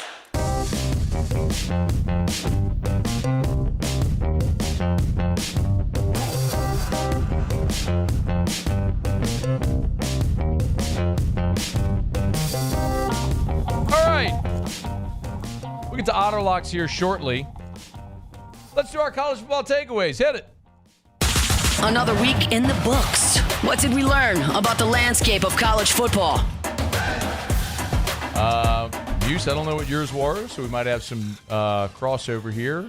I think we're good. I think we're going to be good there. I really do. Okay. All right. Well, let's just go ahead and get started then. First thing I'm going to say is time to start paying attention to BYU in the Big 12. They are off to a 5-0 start. That was a really impressive win over Baylor. That's a hard spot, man. You come off the huge win at home, on the road, in sleepy Waco at 11 a.m. as an underdog, and they just completely got out to a racing start, held off the comeback. They're 5-0. Looking at their schedule, they have one ranked team left on their schedule. It is at Utah. There's some spots in there mixed in, but you get Oklahoma State at home. The schedule's advantageous. Keep an eye on Baylor. BYU, excuse me. Got it. Yeah. I'm not going to be watching Baylor. They kind of stink. I'm pissed at them, too. Yes. Our whole yeah. unranked favorite over a ranked team angle. It was actually very similar to the Bama-Georgia game, although nobody cares. But Baylor dug themselves a giant hole. Nearly crawled all the way out of it. But it's sort of like... Angle should have hit with Auburn as well. Yeah. But then Peyton Thorne. Yeah. Yeah. It's fine. Whatever. Yeah. Paulie, go. My turn. Yep. Sorry. Bama wide receiver Ryan Williams had his coming out party. 6 catches, 177 yards, 1 touchdown. He caught the 75-yard touchdown to give Bama the lead. He was Bill Rowe's go-to guy all night. Oh, by the way, he's only 17. Oh, really? I didn't know that. Really? Yeah. Did you know that, Muse? I hadn't heard that Ryan was only 17. No, I didn't know that. Paulie, hope you're doing that tongue-in-cheek, because if you were being serious, I kind of want to come over there and unplug your microphone and never let you speak again. No, that was... Okay, good. Thank you, Paul. Yeah. Wow. You did a really good job delivering that like it's deadpan, because I didn't know if you were serious. So good job. But my God, if I have to hear anybody, as much as I got pissed at T-Bob, as it irked me a couple of weeks ago with Whiskey and Wine when he did the bingo card thing. You know, did you hear? Have you heard? No, I don't know. So people, all right, we got to go real quick. People use this line now, I didn't have that on my bingo card. I don't know when that became a thing, but everybody uses it. Now I'm at the point where I think the only people that use that are people who aren't creative enough to think of something creative. So they use that because they think it's creative, but everybody uses it. It's so overplayed annoying. Whenever I hear somebody say, I didn't have that on my bingo card, I just want to slap. I want to open hand slap. That's what I want to do. I'm not going to open hand slap anybody. That's the anger rage in me that comes forward. Miami, season saver. Hello. They should have lost. I have no idea why that Hail Mary was overturned. It was called a touchdown on the field. They played Virginia Tech on Friday night. If you missed it, Virginia Tech was in control of that game. Miami stormed back. It came down to a Hail Mary at the end. I don't know why it was overturned. Virginia Tech should have won that football game, but that's a season saver for Miami. I don't know that Miami's going to win the ACC. I think it's fair to say, have they really been tested? They beat a very bad... We were very impressed by the Florida win. How good really is that win? I don't know. Season saver for Miami on Friday night. The Duke Blue Devils are 5-0 for the first time since 1994. Hey. In the same vein that I just talked about BYU being a contender, I actually don't think that about Duke. I don't think they're very good at all. They've escaped numerous games, including this past weekend. They were down 20-0 and came back to win 21-20. Speaks more to North Carolina. The only ranked team on their schedule is Miami, but Duke feels like a little bit of fool's gold even at 5-0. UNLV is still rolling, even after their quarterback Matthew Saluka left the team last week. How about it?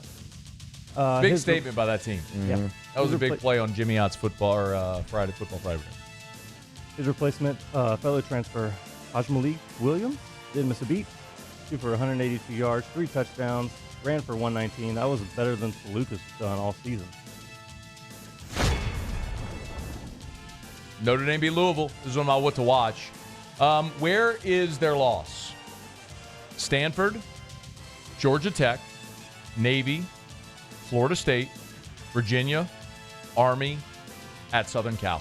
They have one one true road game remaining. They're going to play Georgia Tech in Atlanta, but it's at Mercedes-Benz. Mercedes-Benz. They're going to play Army in New York. I think at Yankee or at MetLife. I think it's MetLife. They got one true road game remaining. It's their regular season finale, Thanksgiving weekend at Southern Cal. Telling you, dog, Notre Dame's 11-1. They're in the playoff. 100% lock, stock, no doubt in if they're 11-1. It's about to go from bad to worse for Florida State. They lost 42-16 to SMU. That was really bad. But DJ Uiagalelei injured his hand. And while he hasn't been good, Brock Glenn is way worse than him. And there's a report today out of Florida State that the injury could be long-term. DJU and Brock Glenn listed as co-starters on the depth chart for the first time all season. You have to go in with Brock Glenn. That's going to be really ugly. Uglier than it's already been. Number 10, Utah falls to Arizona. They played without Cam Rising again. Freshman Isaac Wilson moved the ball, couldn't convert in the red zone, threw a pair of interceptions. Arizona's quarterback Noah Fafita threw for 2 touchdowns. Arizona's defense stopped Utah 4 times on 4th down. Utah, first loss of the season. My last one was Noah Fafita. His coach left. He's at Washington now, but Noah Fafita is a really good player. All right, we got to go. It's After Further Review brought to you by Optimize, GeneratorPeople.com, GeneratorPeople.com. If you're thinking about a Generac automatic home standby generator, the best are the Generator People. That's Optimize. Again, go to GeneratorPeople.com, GeneratorPeople.com. For those that were watching us just now a second ago and saw me freak out a little bit, I said vertigo. I almost fell off the stool. I had to ground myself. Sorry about that, if you're wondering. I didn't. I'm glad that didn't happen. You looked at me like, what the hell's going on? Yeah. That was a little. You ever have vertigo? No. It was really scary. I mean, you feel like you're falling over. You had to catch yourself. Anyway, that's what it was. Optimize, GeneratorPeople.com, GeneratorPeople.com. 4 physical locations. Lake Charles to Slidell, anywhere in between on the 10-12 corridor. The newest location, the physical location, is right there off of Loyola, I-10 at Loyola in Kenner. So servicing the greater New Orleans area. Check them out, GeneratorPeople.com, GeneratorPeople.com. All right, we'll get to Otter Locks to wrap up the show next. If we have time, we'll get to what we learned. It really just depends on if Jimmy eats up the whole segment, which sometimes he is wont to do. He just goes. And then we have to give him the 1 minute remaining drop. 1 minute remaining. So good. All right, Otter Locks next. After Further Review. Hey, y'all, take a second and check out Glow Resources. If you're a business owner, HR manager, operations manager, person in charge of hiring at your business, if you're a business owner and you've struggled with efficiency because you don't have the right people, this is very common. Really anywhere. People sometimes struggle to hire. So why should you hire Glow Resources to help? Well, it's because this is what they do. It's what they've perfected. And while their corporate headquarters is right here in Baton Rouge, they've got offices in New Orleans and Miami and all over the place. So they literally help businesses all over the country place people in jobs, not only all over the country, but all over the world. So if you need help finding the right people to make your business more efficient, Glow Resources conducts about 50 interviews per day. It's about 15,000 interviews per year. They know the questions to ask to find the right people for your job. It's Glow Resources. Check them out online, GLO, glowresources.com. It's an everyday thing here. We work horses in the mornings and we work on the property during the day, and without these John Deere tractors, it'd almost be impossible to keep up with the place. I've dealt with some of the other colors and stuff, and I never really got the response back that I get from John Deere, We really enjoy dealing with Sunshine. They're good people. They always check on us and make sure our equipment's running, and we love them. Flip the switch and learn more about what it means to be powered by Sunshine at sunequip.com. Join us at Pro Dreams in Mandeville for our special event, A Day of Champions. Meet LSU National Championship winning head coaches Jay Johnson, Skip Bertman, and Paul Maneri. Don't miss your chance to purchase authentic sports memorabilia, autographed by the champions themselves. It's the perfect opportunity to celebrate LSU baseball and take home a piece of history. Visit pro-dreams.com to get your tickets. See you there. We're Rev Business, a local provider with nearly 90 years of experience. So when it comes to business in Louisiana, we know that personalized service is key. And we're here to go the extra mile with all fiber solutions that deliver what every business needs: reliability and quality. We're not just providers. We're the local team dedicated to helping you succeed. True partnerships are homegrown. Rev Business, internet, phone, and managed services. Visit us at letsrev.biz.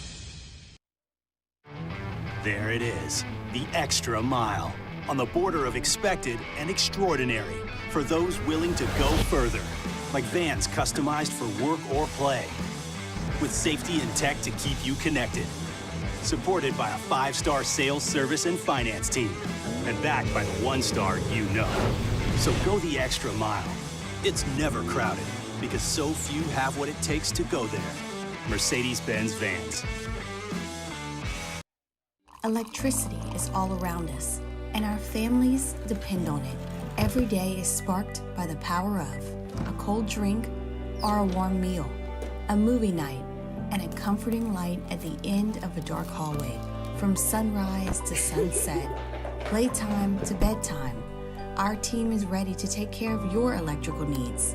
Even in the case of an after-hours emergency, the light in your life shines brighter with Mr. Electric.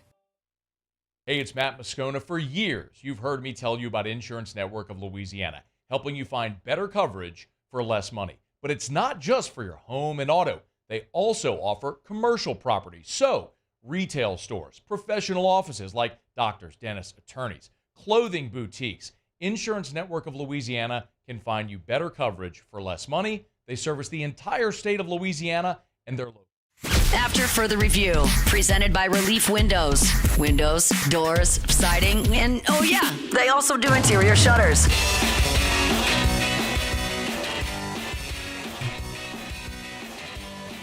Down the stretch we come. Final segment on a Monday edition of AFR presented by Relief Windows. Big shout out Brandon, Holly, and the gang. There it is, Muse. Muse, it's no biggie. We've only been doing the show every day for 15 years. And we use the same bed as our final segment bed. I didn't realize it was the last segment of the show. I'm not gonna lie. It flew by, man. That's crazy. You just called Jimmy. I know. And the thing we do in the last segment of every. I know. And Hey, Muse, just a heads up. Tomorrow, we're going to do the same thing. Yeah, tomorrow's Tuesday. Lord will and the creek don't rise. We're all back here. We're going to do the same thing. And so we'll do the Otter Locks final segment bed. Yeah. But actually, this would be more the Otter Locks final segment bed. But I got you. The Paramore song. Okay, let's go. Let's hit it. Let's do the thing. Hit the button. Otter Locks. All right, time to win some money. Presented by Lofton Staffing Services. At Lofton, we put people to work. Call us today at 924-0200 or go to lofton.jobs. I think it's safe to say that I won the bet. Our dear friend, Matthew Damian Musso. Otter, how are you? Oh, doing good, Matt. How about you? Doing awesome, man. How was the day yesterday? Did good. Profitable day on football Sunday. So good Saturday and good Sunday this week. So real good. Not bad. 2 Monday Night Football games, a little doubleheader. Looking at something for both of them? Yeah, looking at Miami against the Titans in this one. Jeffrey Simmons, best defensive lineman for the Titans, is out. Levis, you know the deal there. He's good for one or maybe more to set up a touchdown or for a touchdown. Skylar Thompson was an absolute disaster at quarterback in Seattle for Miami last week. They even got a turnover at the 5. They could not get any points out of it starting at the opponent's 5. They're going to go back to a veteran tonight, the old Utah quarterback, Tyler Huntley, and I'm looking for a much better effort out of Miami tonight against the Titans. Revenge spot in both of these games tonight. Remember, this was a dual Monday night game last year that Tennessee was down late, 14. They go for 2 on the first touchdown, put them down 6. They eventually won it by 1, but not the same. The coach is gone, new rookie coach for Tennessee. We're going with Miami at home with Tyler Huntley tonight. All right. Miami laying 3 is what it's looking at right now. What about the other game? Yeah. So the other game is another rematch, and that is Seattle and this is going to be a much better offense, a much better quarterback than what they faced in the first 3 games. And, New England, Denver, and that Miami disaster last week. So, Seattle, McDonald's good. He has missed at Baltimore early, running their defenses. But, again, a revenge Bob Wiles game last year. And Geno Smith could not have played any better in this game last year at Detroit. So, a little bit of an outlier there. We're going to go with Detroit minus the points. Small favorite at home against the Seattle Seahawks. All right, Miami laying the field goal and Detroit laying 4 right now on the Monday Night Football doubleheader. Anything in MLB, Otter, you like or looking at for tomorrow? That's it. No, it's we'll have the games tomorrow. They had the doubleheader tonight. Right. I mean, this afternoon. We're watching Mets Braves right now. Yeah, that is it. Boy, after the Mets won the first game, and what a game it was. How many lead changes late. I mean, wild game. But, these Mets at-bats they're basically starting the engines on the plane to get out of here as soon as possible. This is the closest to a tank job at the plate. Only Brandon Staley could screw this one up with these at-bats today when he called timeout when they were going for the tie and sent both the Raiders and the Chargers to the playoffs. But he's no longer running an NFL team for obvious reasons. Otter, where are you tomorrow? So we're at Mike Anderson Seafood, baby. Yes, indeed, right down the street. So looking forward to it. Very good. All right, 2 plays for Otter Locks tonight. We'll check in with you tomorrow. Thanks, Otter. All right, thank you. Good luck. All right, be well. Jimmy, a Williamson Eye Center patient, as am I, Dr. Blake Williamson.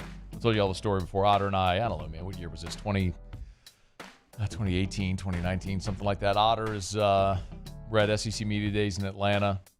We go to eat at Bistro Nico. Jimmy's ordering the coq au vin. Because when you go to a fine restaurant, you just let Jimmy order. It's just let him order. He knows what he's doing. He's got the glasses on the end of his nose. He's got the flashlight on his phone, trying to look at the menu. Not no more. Jimmy went and had custom lens replacement over at the Williamson Eye Center from Dr. Blake Williamson. Y'all know my story. I had LASIK 6 years ago. September 11th made 6 year LASIK anniversary. I could not be happier. To be able to wake up in the morning and see. Anybody who has vision issues, you know what that's like. Never deal with it again. Williamson Eye Center can help. 924-2020, 924-2020, or WilliamsonEye.com. Muse, what'd you learn today? Ryan Williams, he's 17 years old. You're fired. Paulie, what did you learn? I learned LSU basketball land a four-star guard. Yeah, he did. What'd you learn, Matt? Peter Burns in town for the Ole Miss game. He's coming in studio. Let's go, PP. See y'all tomorrow at 3.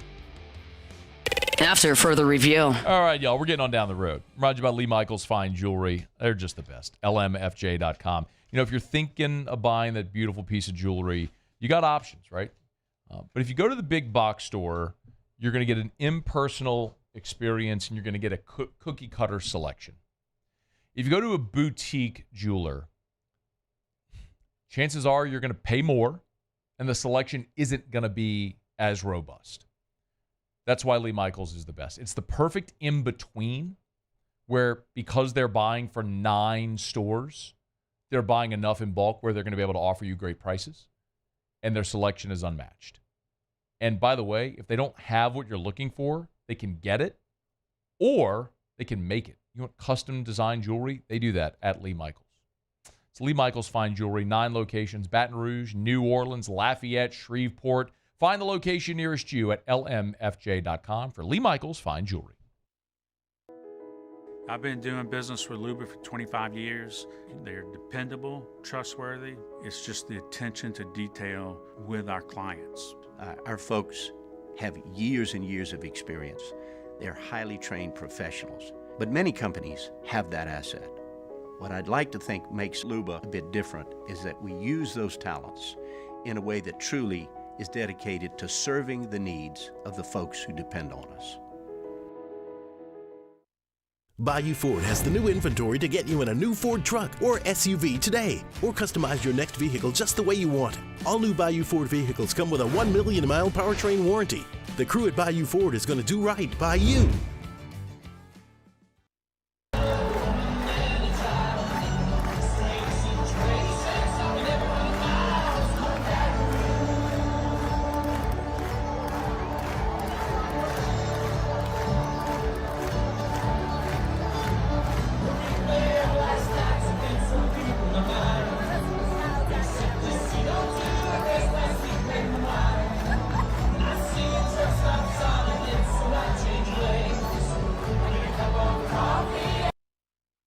Jerry and Benny Payne began Central Plumbing Company out of their driveway in Tanglewood subdivision.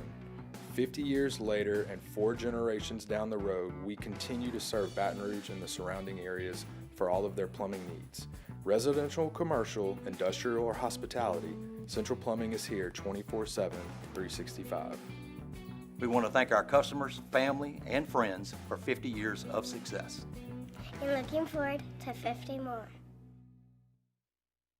Dylan Cruz here to tell you about Six Rings Baseball and Softball Camp. If you live on the North Shore and play ball, go to Six Rings Camps with former LSU